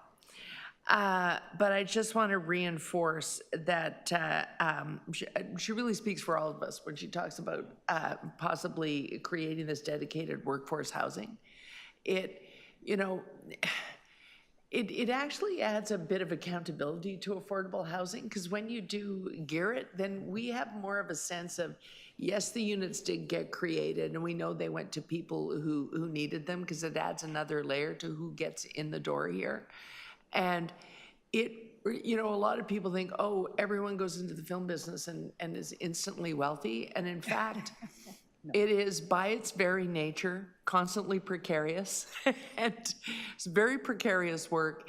And Marguerite has tried to capture it. It is gruelingly long at times. I danced a merry jig all over the neighborhood when my husband got out of the freelance film business for the reasons I've just described, but not the least of which was, you know, at one point, 22-hour days, because they still had a certain percentage of night shooting they had to do, and they still hadn't done all their daylight. So they all did just a stretch of sleep in the trailer, we're just gonna go. And that you simply can't have a life unless you can somehow figure out a way to have it in the city and in proximity. And so if we can make this happen, we get a lot of people into the film business to do real jobs, good union jobs that might otherwise not ever be able to envision it. And that is important. Again, what we keep hearing, we received the film mission first up this morning, Councillor Fletcher. We received that report. But if you did take the time to read it, you'll find that we need that workforce right down to the accountants. We're short of film production accountants. And so if we can just keep getting them into the business and then into that district, we're really creating futures for a lot of people. So the housing piece here is fascinating to me, and as complex as it might be, we got to try and achieve it. Councillor Fletcher? Thanks, Chair. I will move the item. Also just say thank you, Councillor Carroll, for being so clear about this industry and some of the challenges. This is a $2.5 billion industry in the city of Toronto, employs 35,000 people, has a very strong push that started a number of years ago through the city to diversify the industry with many different tentacles to make that happen.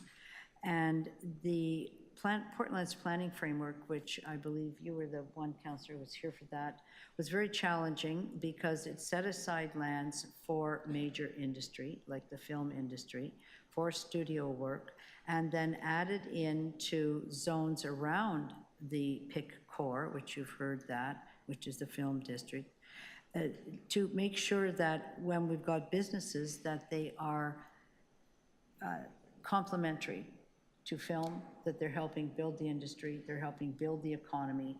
It's not just a dry cleaner and I don't want to name names, but it's not that. There's something going on there that helps build the economy in a bigger way and contribute to the industry. As far as and so all of these, the heights of the buildings not overwhelming the studios to the south, the film-friendly features, other words, where things are plugged in, you know, when we see film shoots, that it would be set up to be film-friendly for making it easier to do outdoor shooting. And then public art that might be there, that it would be celebrating somehow the role of film, etc. The other last thing, and I want to focus on that, as Councillor Carroll had, is got to do with provide support for film workers by being eligible as preferred residents for the affordable housing. You know, we do have sector housing that we set aside for artists. We have artist housing, and sector housing is pretty important in order to ensure, as you've said, Councillor, that people can live in the city, that they can live near their work. So I think that once this goes through council, we'll start to work with the Housing Secretariat and others as to what that might look like. They may be co-op apartments that are set aside for those working in the film industry, as we've done at the Riverdale Co-op for artists. I think it's very achievable, and I'm very excited about moving that forward in this district. I think tonight is actually the precinct plan meeting for the McCleary district. Anybody who's interested, please come and have your say. Thank you. Thank you. The item has been moved by Councillor Fletcher. All those in favor? Opposed? That is carried. Thank you. We will move on to the next item. 15.8, advancing action on the impact to Action, Final Report on Anti-Black Racism in Toronto Police Services. And that's been held, presentation request, and that's been held for speakers. So go ahead. We have the first speaker is Walid Kogali. Welcome to committee. You have 5 minutes.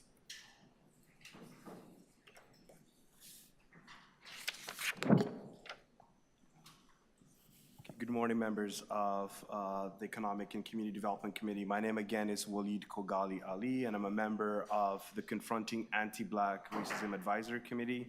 And I'm here today to express my strong support for the adoption of item EC 15.8, which is the Advancing Action on the Impact to Action, Final Report on Anti-Black Racism in Toronto Police Services. This motion is crucial for translating the findings of the From Impact to Action report into actionable steps that will benefit Black communities across Toronto. As highlighted in CABRAC's terms of reference, the City of Toronto acknowledges that anti-Black racism is historic, pervasive, and systemic, rooted in Canada's legacy of enslavement and colonization.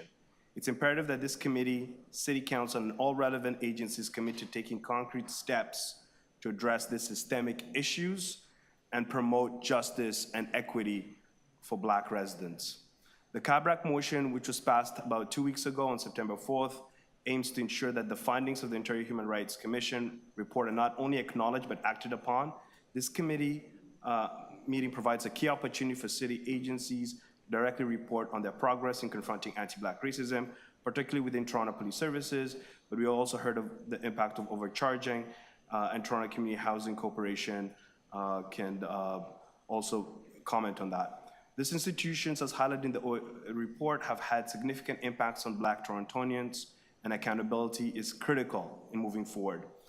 The Ontario Human Rights Commission's Impact to Action report, the first of its kind, combines hard data with the lived experiences of Black people, detailing the extensive and long-standing harm suffered by Black communities due to discriminatory policing practices, the evidence of systemic racial discrimination and anti-Black racism cannot be ignored.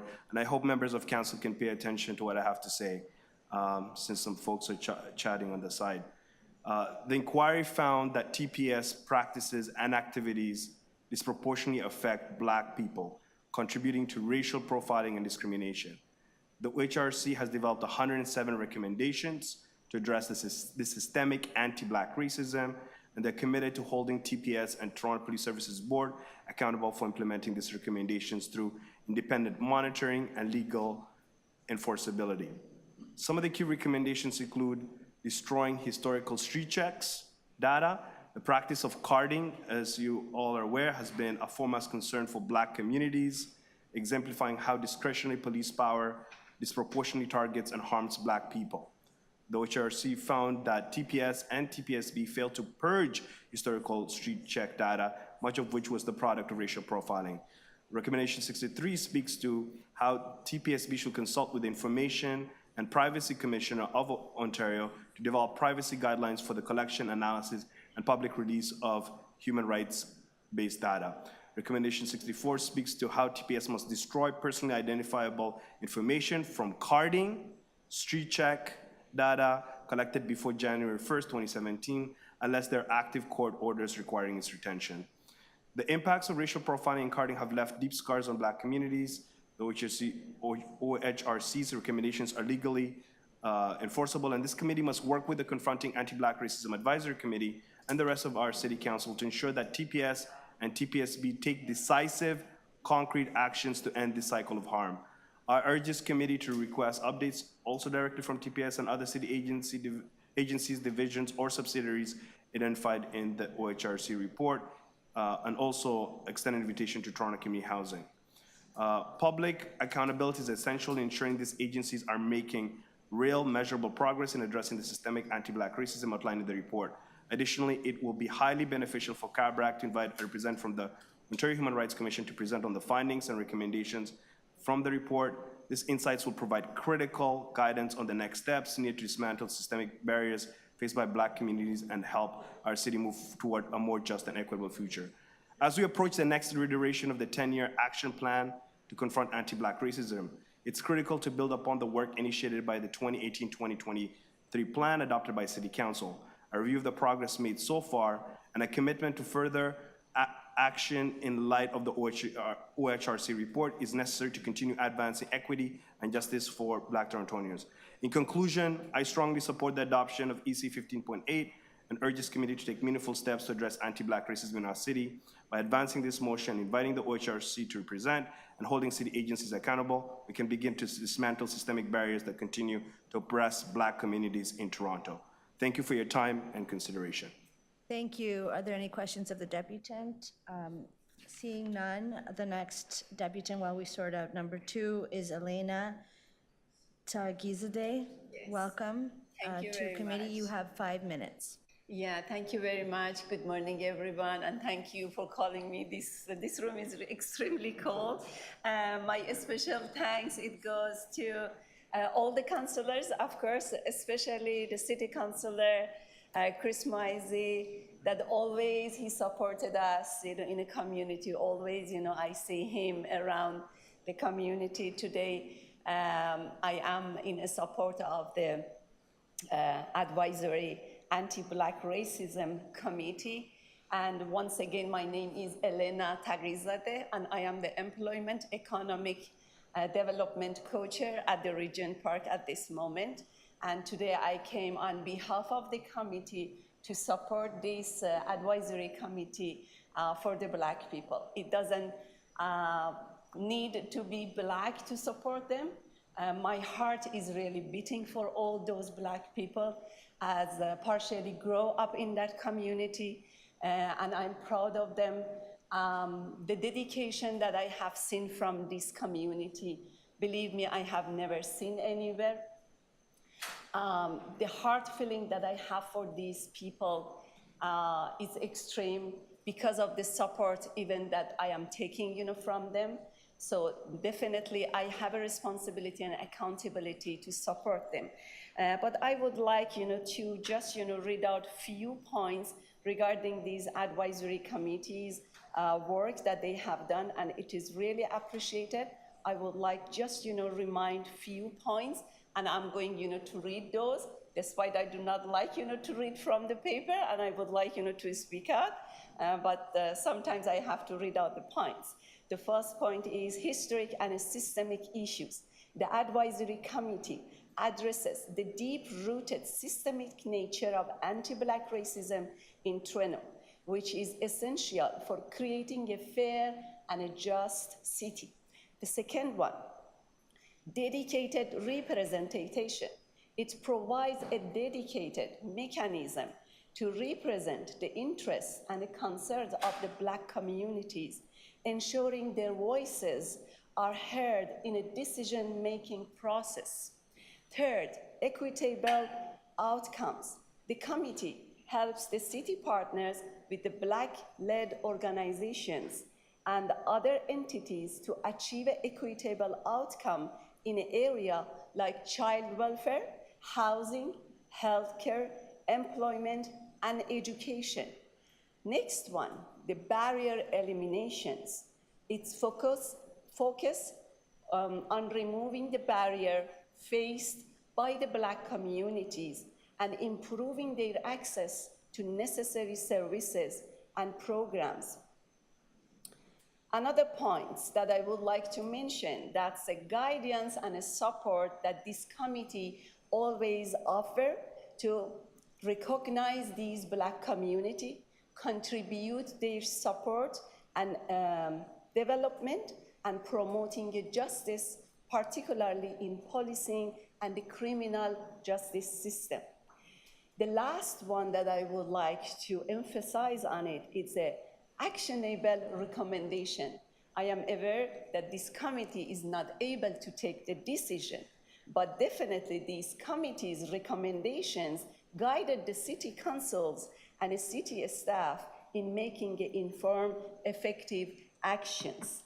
So therefore, I would love, from my heart and on behalf of the Employment Economic Development Committee to support this Black community regarding the anti-racism Black systems, and I urge the City Hall to make this a top priority and work together to promote equity and support and community development. And why not? We are from part of this community.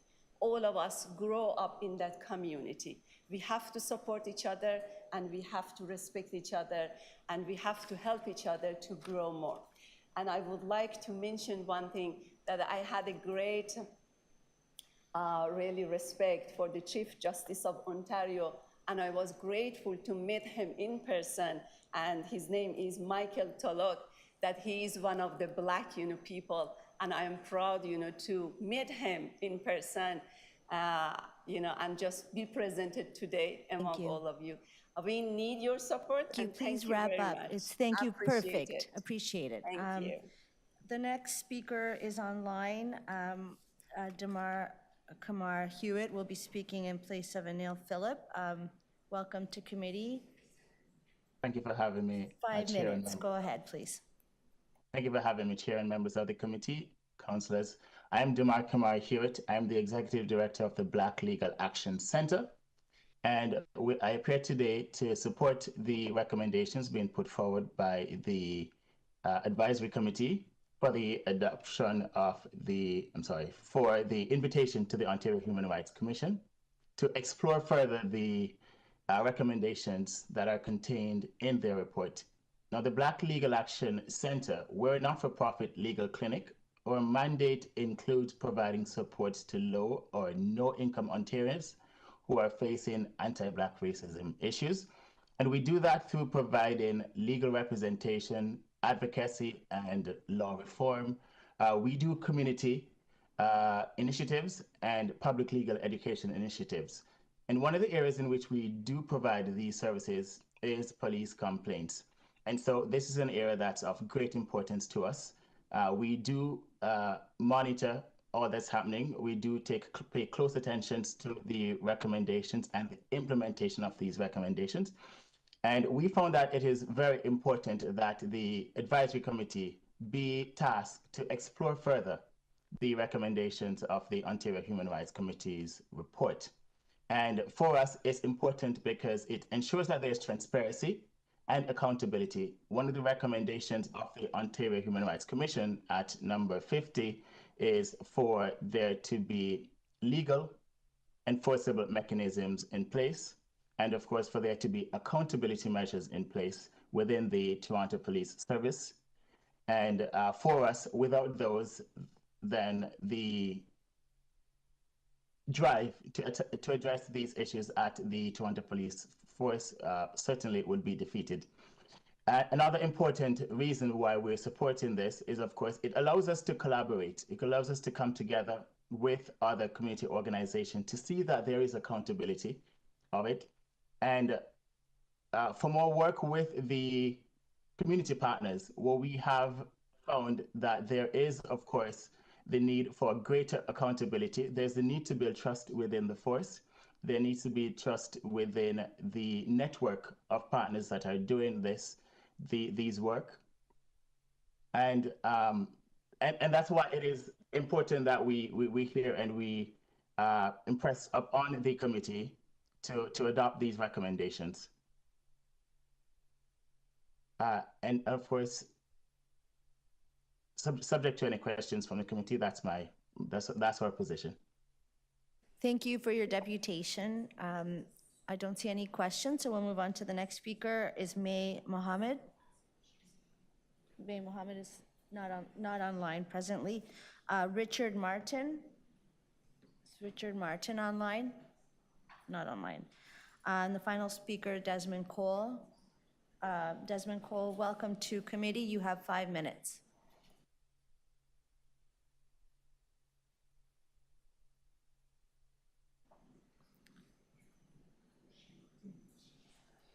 Desmond Cole, online. Welcome to committee. You have 5 minutes. Is he connected? Hello, can you hear me and see me? Yes, please. You have 5 minutes. Go ahead. Thank you so much. I just wanted to take a couple of minutes to speak in favor of these motions, or of this one motion, the 2 recommendations in it. First, when it comes to the issue of having the Ontario Human Rights Commission report back to this committee about issues of policing as addressed in this From Impact to Action report, I think it would be really good for this committee. I think it would be really good for members of the public. Many of us have been talking about a lot of the issues contained in this report, and particularly its recommendations, for a very, very long time. And I want to echo the comments just now of Mr. Hewitt, that this is about transparency and accountability. Having the Ontario Human Rights Commission summarize these findings for your committee and through you, the public, I feel like what it does is highlights the importance of this report, which is historic in nature and took a long, long time to complete. It allows for another platform for the public to receive information, because the public is not going to read the hundreds of pages of these summaries and appendices and charts, but through the OHRC, I think that they can get a concise understanding of what's there. And I think that that would be really valuable. And as far as the other recommendation, which I understand to be reporting back to this committee, we so rarely get opportunities outside of the Toronto Police Services Board to ask questions and to understand what the police are doing about things that are recommended for their oversight. And I just wanted to raise that because we know that a lot of recommendations, well-meaning recommendations from a lot of reports over the years and decades, have simply disappeared. They go onto a shelf somewhere, they're not implemented, they leave the public conversation. I know that we're a long way, sadly, still a long way away from some of the most important recommendations in this report, including what I think is like the most substantive and systemic one, which is deleting all of the historical carding data. I know that this committee's job is not to do that, but if you can help us ask the police from time to time, what are they doing? What steps have they taken to poke them and prod them and give the public more opportunities to see if the police are actually going to be held accountable on this issue, if they will be taking this report seriously, as I know the committee does, the rest of us do, that would be helpful. It's not the only thing, it's not the final thing, but it's a good thing. And I want to say that I support that, and I hope that we will continue to hear about this report and the recommendations, because the activity that is being spoken about in this report is not historical. It's not from some time in the past and has now all been fixed because we had a quite comprehensive study. And the issues of people particularly having their data collected by the police, I'm just only talking about that because it's like the high line, seemingly high priority recommendation from this report. It's first in many of the things that I read about destroying data. We could talk about police brutality. We could talk about so many other things, which lead out from things like police stops that are unnecessary. But it would just be nice to actually see if the police intend to take the recommendations of this report. And one easy way for us to check up on that from time to time is for them to be able to report back to this committee. So I just wanted to say thank you for keeping this issue alive. It has been way too long that we have been speaking and talking about this issue, and we would all in the community love to see some action, and we want you to help us do that. Thank you. Are there any questions of the deputant? No. Thank you for coming to committee. That concludes the deputations. So we're going to move now to questions of staff. Vice Chair Carroll. Yeah, because I was just using hand motions to ask my questions. Maybe I'll ask it into the microphone. I just want to be clear about the pathway here. Odessa's, I don't know if when people are virtually attending, whether or not they continue to listen to it. But what Desmond is, when he says this committee, he means the CABRAC committee. That's the pathway here, but you had to come here to enable that pathway. Am I right about that? Yes, Councillor, you're correct. Okay, so it's a matter of inviting these presentations there. And then I would assume, you know, because I'm putting my police board hat on now, you know, that presentation would happen, and if they're not satisfied with the answers they're getting, then the next stop would be coming to the police board, which they can do as any citizen can. Am I right about that? Yes, Councillor, and as part of the role of the Confronting Anti-Black Racism Unit in supporting the members, that's something that we can reaffirm. Okay, and maybe you can ask one other question. It may seem like it doesn't relate, but it does in the end, for me anyway. Has there, you'll be aware, Ms. Campbell, of the ARAP committee over at the police board, which was required out of the Andrew Loku inquiry, the anti-racism committee that was set up there, which has a really stellar membership. Have they had any interaction with CABRAC?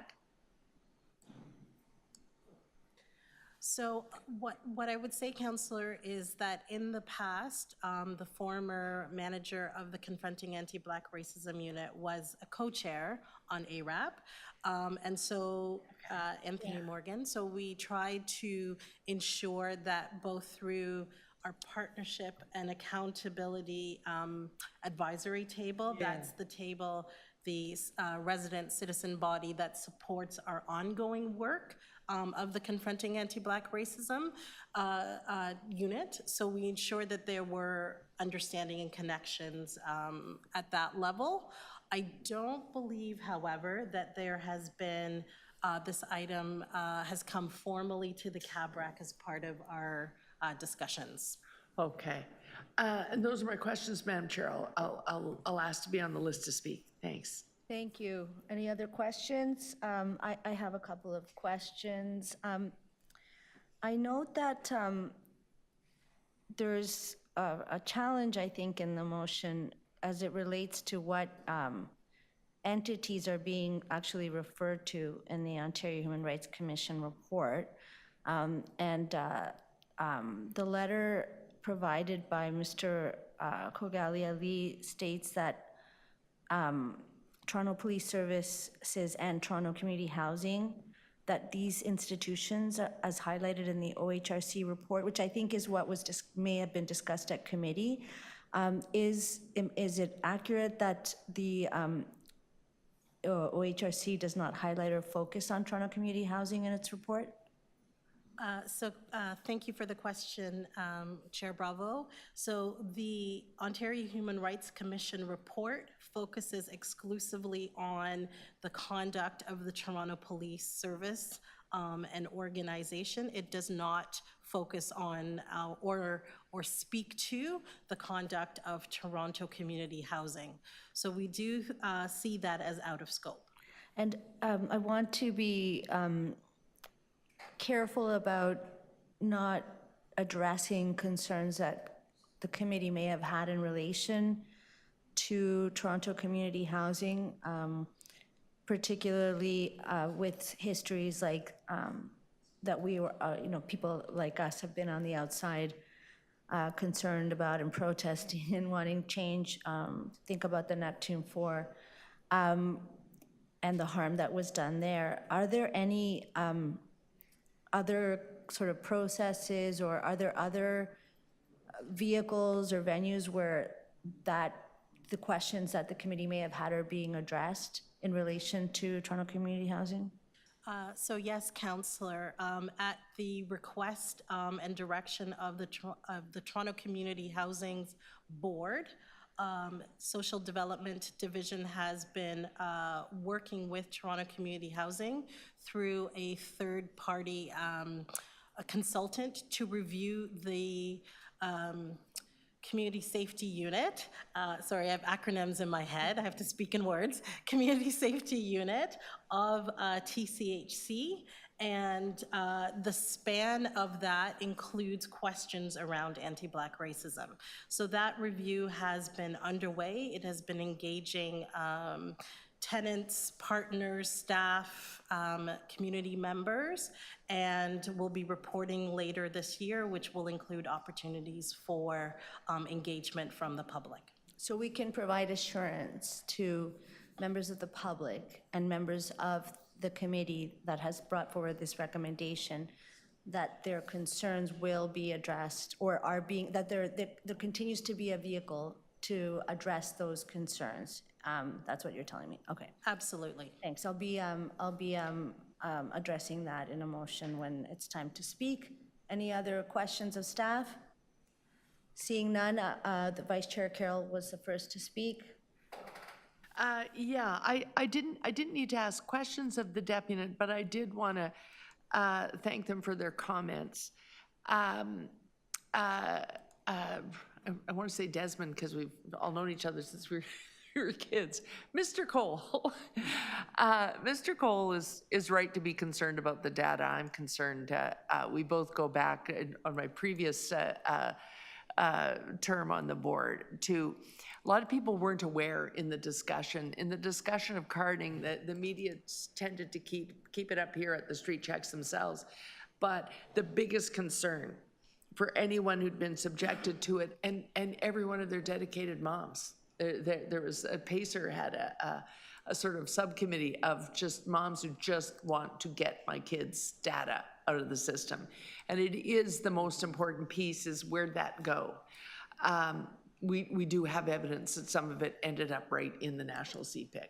And so scrubbing that out is, because back in the day, there weren't a lot of records kept. So we keep being told about challenges, but I want to commit that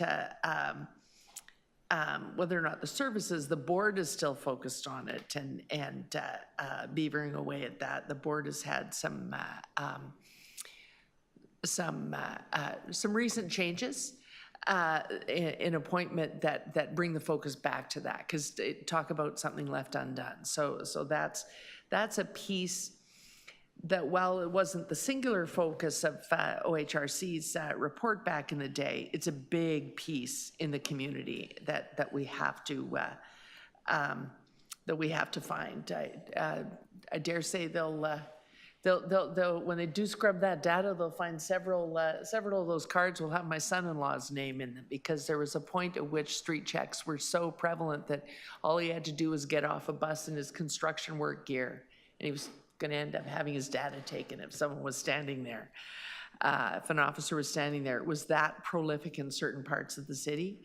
And so that will have to be dealt with. The pathway of this going to CABR, the police service, speaking to what they're doing there, I invite, but I also encourage some conversation between the two groups because of a recent experience. The chair currently of ARAP's meetings is Councillor Chang, who isn't on this committee. But we're going to appoint a new co-chair. Currently it's without a citizen co-chair, but people have stayed committed to that committee, even though it's one of those ones where it was put together because an inquiry ordered there to be one, but without a lot of belts and suspenders about what's its mandate, what's it supposed to do, and is it clerked, is it minuted, those things. When we had a meet and greet to make sure that myself and Mr. Brillinger as new members knew what was going on there, we discovered not a lot of procedure around it, and yet it has a lot of heft. It has some great minds in the field on it, and if they were working in concert with and occasionally communicating with the people at CABRAC, that'd be an unstoppable force. And so just to say that at the same time we're asking the police service to come and talk about the progress they're making to this committee, to CABRAC, at the same time there's more rigor going into ARAP to say we got to get to where it's really clear what you guys are doing, what our mental health group, MHAP out of another inquiry, and lastly PACER, which still exists, the Police and Community Engagement Review Committee that began during carding, it still exists. Unlike CABRAC, it advises city staff, doesn't directly advise the board. It advises service staff.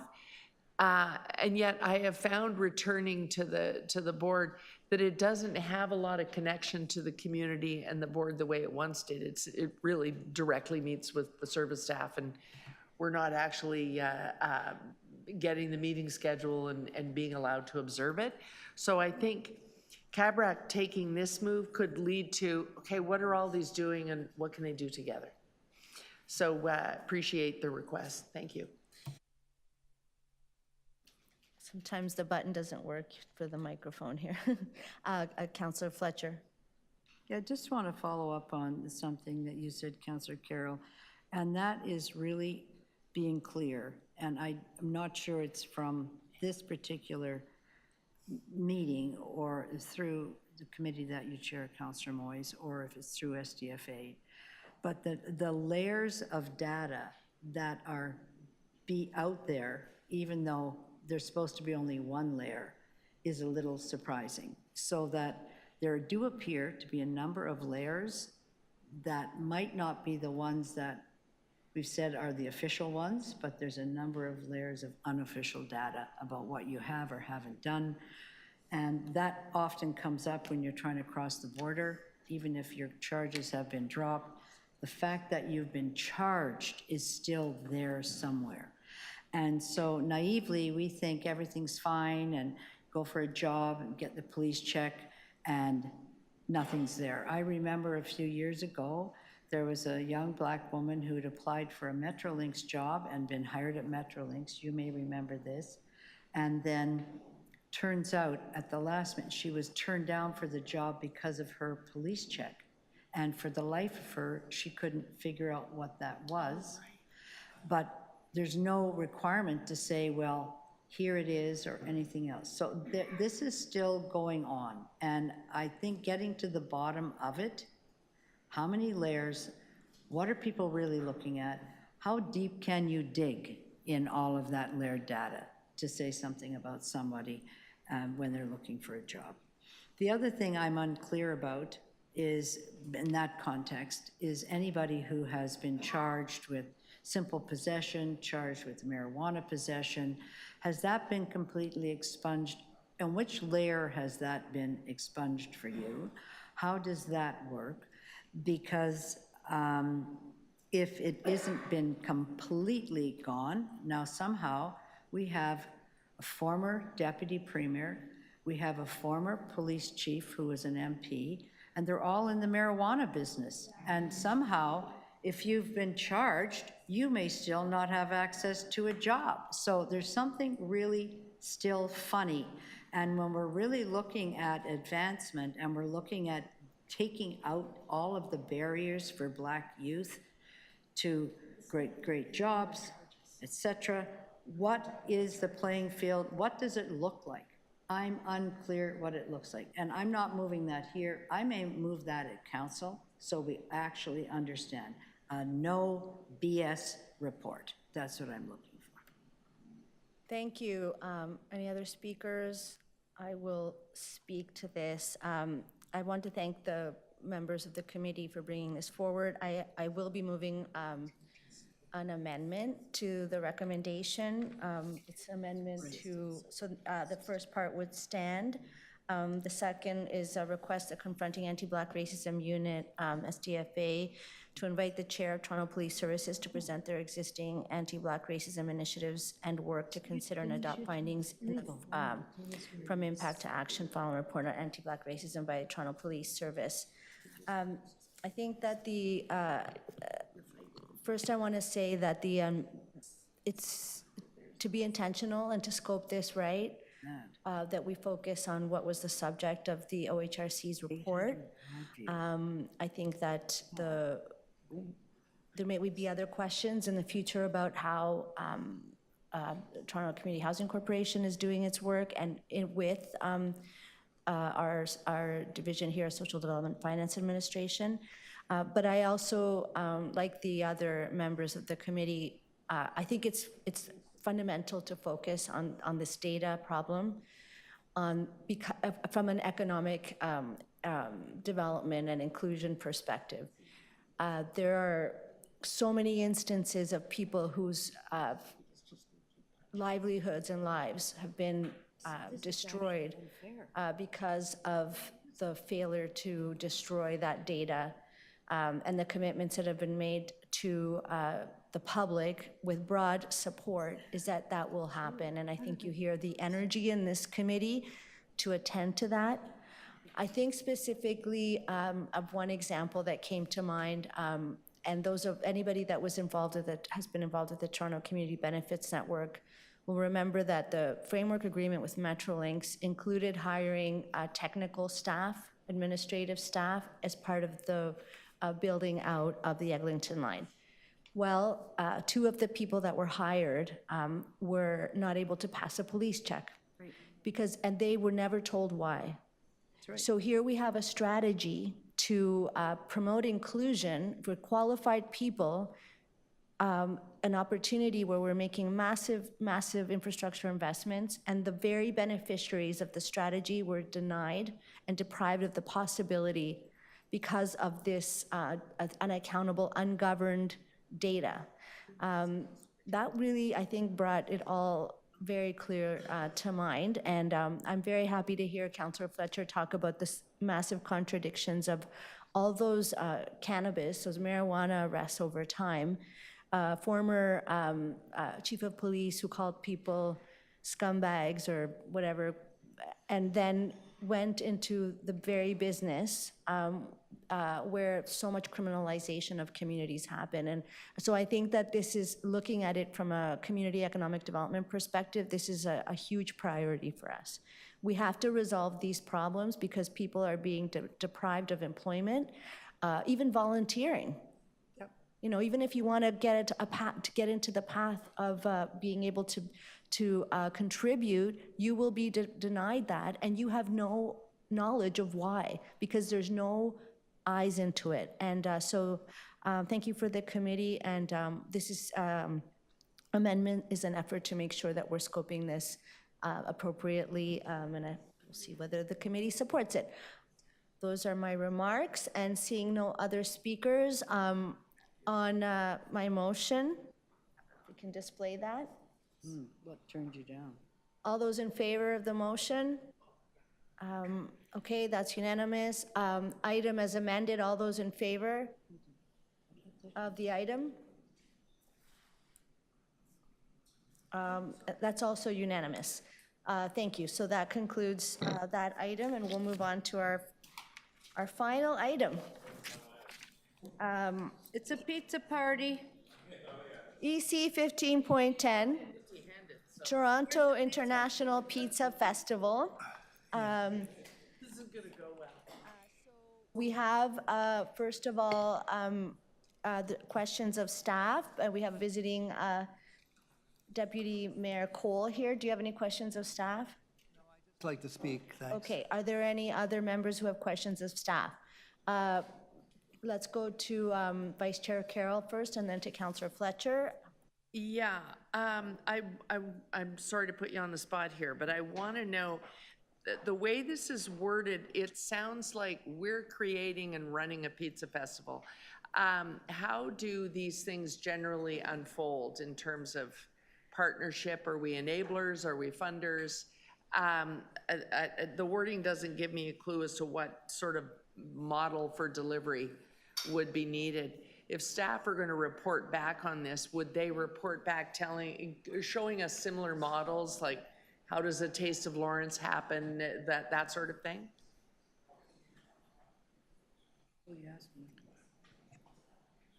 Through the chair to you, Councillor Carroll. Okay. Yes, there are various models for this. The model most in use in the city is that the city enables community organizations to organize street festivals, other festivals. So we would be able to report back on a typology of such festivals, including the city does directly deliver certain promotion events for Toronto's culinary sector, such as the Winterlicious, Summerlicious programs. We would report back on the merits and limitations of all of those. Right, and currently, in terms of general programs, our funding is pretty much committed, in terms of, you know, if we were to do this as a local program, beyond the, you know, partnership funds we share with BIAs, are our funds for special events like this pretty much committed to established events right now? Through the chair to you, Councillor Carroll, yes, our budget for city-led events is fully committed. So what I'm getting at here is it's not clear when I read the correspondence. People say we'd like you to have one, but it's not clear that, even including Mr. Carew's letter, it's not clear that they understand this is a festival that's going to have a partner. We can't holus bolus put on a pizza festival, can we? Through the chair to you, Councillor Carroll, the model that generally leads to festivals in this city is community-led, and the city enables that through funding mechanisms such as the BIA office. That would be our starting point, looking to work with small business and BIAs to pull together such an event. Okay, thanks. Those are my questions, Madam Chair. I'll speak to it briefly.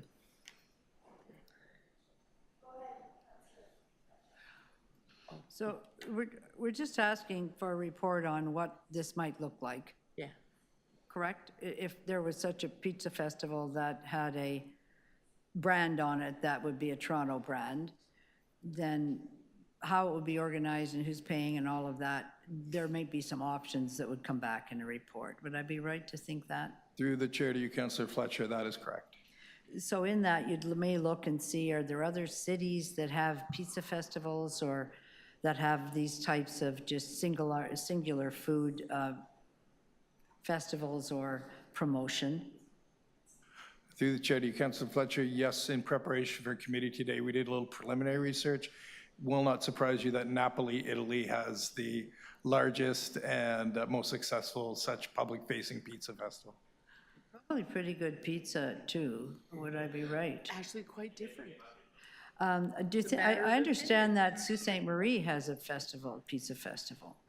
There may be some other locations that. Through the chair to you, Councillor Fletcher, there's more research to be done, yes. Yeah. I'll volunteer to travel with you and test some of those. Thank you. She's got a place she can stay. Through you, Madam Chair. Oh. I'm wondering where you imagine this festival will take place, in Toronto Centre or? Through the chair to you, Councillor Moyes, I think it would be premature for me to speculate where it would be, and I think the location would be informed by where there'd be the greatest density of partners and audience and a number of factors. Okay, well, my vote's for Toronto Centre, of course. Thank you. That appears to be questions of staff completed with some immediate jockeying over where this would occur. I would argue Davenport is much more appropriate, but now to speak, Deputy Mayor Cole. Yeah, thank you. I'm surprised at the negativity here. You know, there is such a need to promote small business in Toronto, especially the restaurant sector that employs hundreds of thousands of people that are working in marginally paid jobs. And we have to step up and do more for our small businesses in Toronto, especially the ones in the food industry that have gone through the pandemic. And this is what this is all about. It's about trying to promote these jobs, this entrepreneurship, and enliven and animate our main streets, which need this kind of support. I'm not asking for any money from the city, God forbid. The city should pay for any of this. I've already got commitment from private sector, small and large, that'll pay for this. All I'm asking for the city to piggyback on the work of these people willing to do the work and the investment in this festival. That's all I'm asking for the city, to basically say, yes, we wish you good luck in doing it. I'm not asking for any money or any bureaucratic support. I don't need that. They don't need that. But it's an opportunity for the city to basically, I think, benefit from this economic activity in communities across the city. That's what it's all about. Toronto is already an incredible center of culinary expertise beyond none. We know I mean, they've even mentioned Scarborough, for instance, is one of the best places in the world to eat. You know, they did it without city help, you know. So I'm not asking for you to create a new Scarborough Culinary Center. I'm asking just to give it the green light so I can continue to work with the volunteers I have to create this festival. We're going to do it through an app we're going to create. And then if different parts of the city want to tag onto it, they can, and have their own on-the-ground festival activities, that's fine. So we're just asking people to visit their local restaurants, support their local restaurants, God forbid, spend some money locally. That's what it's all about. So that's what I think this is an incredible opportunity because Toronto is one of the culinary centers of the world. You know, the culinary food of the world is in this city. And we've got to do more to promote that. You know, they're doing it by themselves right now without much help, really, from big industry or governments, et cetera. So, and I just want to say that the first pizzeria in Toronto was started in the Junction in 1956. Single family, the Pugliese family started that by themselves, Vesuvio's. And that's how this pizza industry began. There are over 2,000 specialized pizza restaurants in Toronto right now, employing over 30,000 people. That's in the restaurants, delivering the pizza, promoting it, advertising, and the best example of that is what the Premucci family did. In 1963, they opened up the first pizzeria in Scarborough, and Lawrence and Lawrence and Victoria Park, yeah. Pizza Nova, you've heard of that, eh? That was one Italian immigrant and his brother, Sam Premucci. They did that. No help from any government.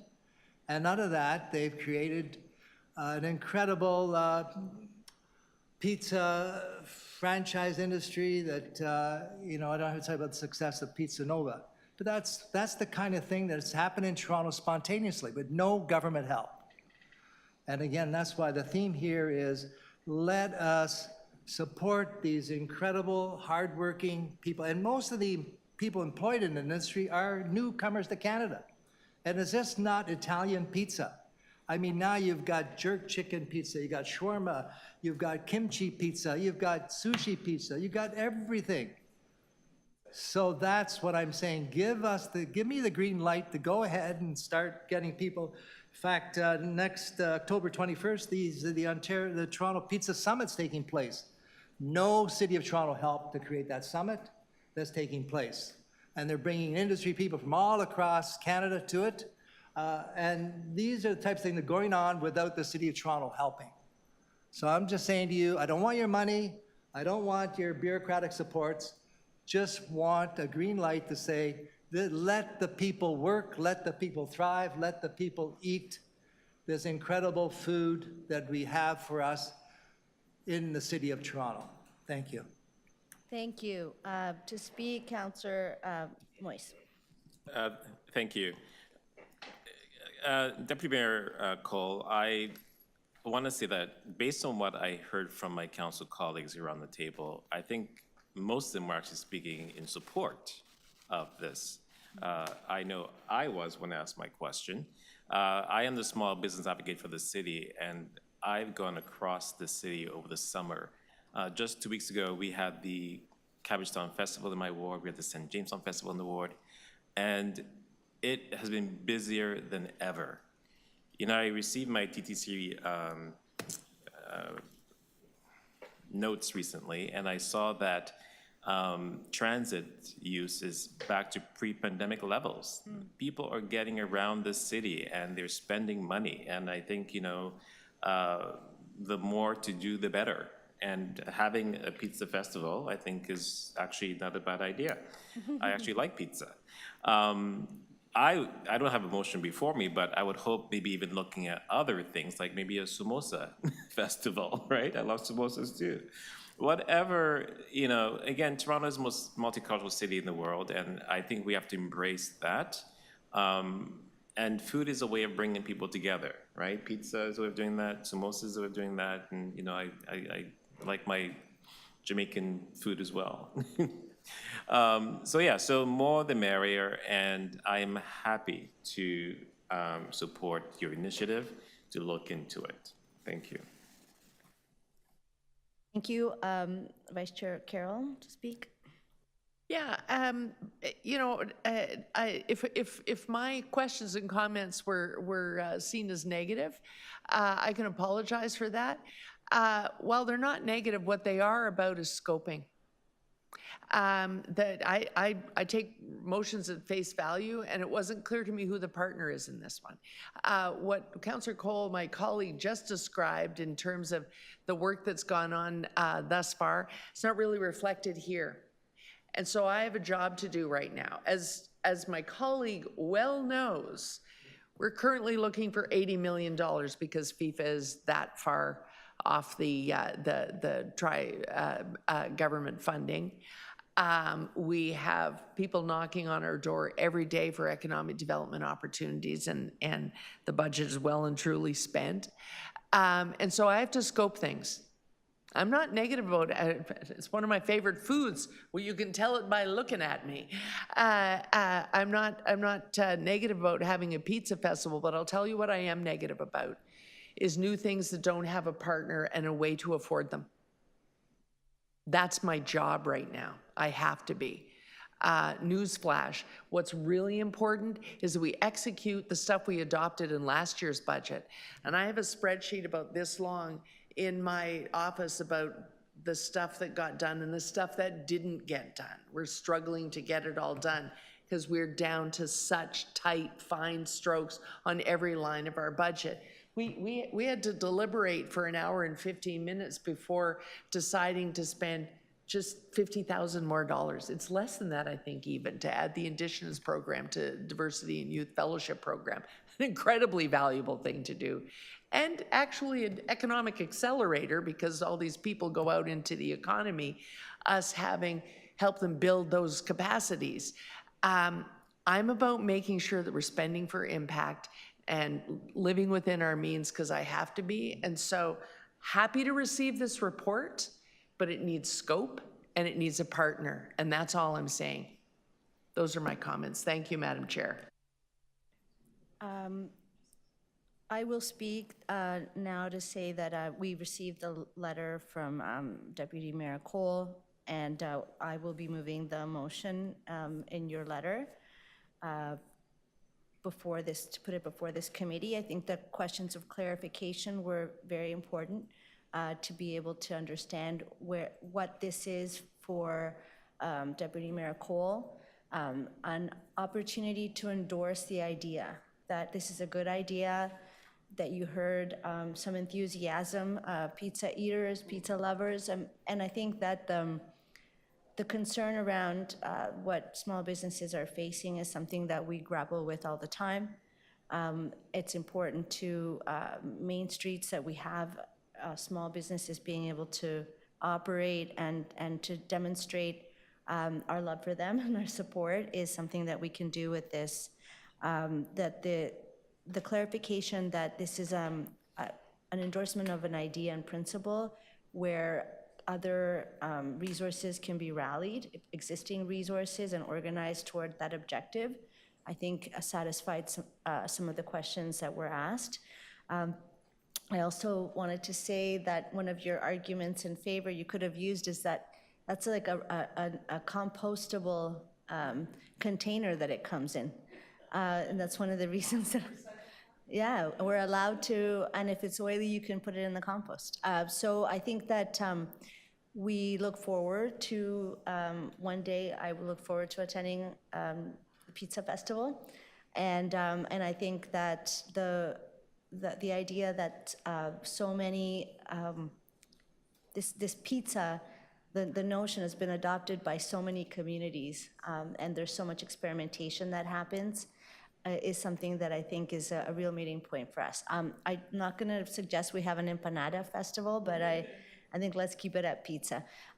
So I'll just conclude there, and now to speak, Councillor Fletcher. Thank you. I think this is really exciting. I have Danforth Pizza, which is celebrating very shortly its 60th year as a small business on the Danforth. And Deputy Mayor, I would like you to come with me when we celebrate that, to kick this off. Thank you. I'll be there. You'll be there, I know. Great pizza, fantastic pizza. It's very thin, it's fantastic. Okay, I'm going to mention that. I'm going to have to phone and tell them exactly ahead. I don't want that mushy stuff. No, nothing mushy. Family business, 60 years, 3 generations. Very exciting. Excellent, thank you. And that it concludes speakers on the motion. All in favor?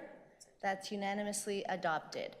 And that is our final item and concludes the meeting of meeting number 15, ECDC. Yeah.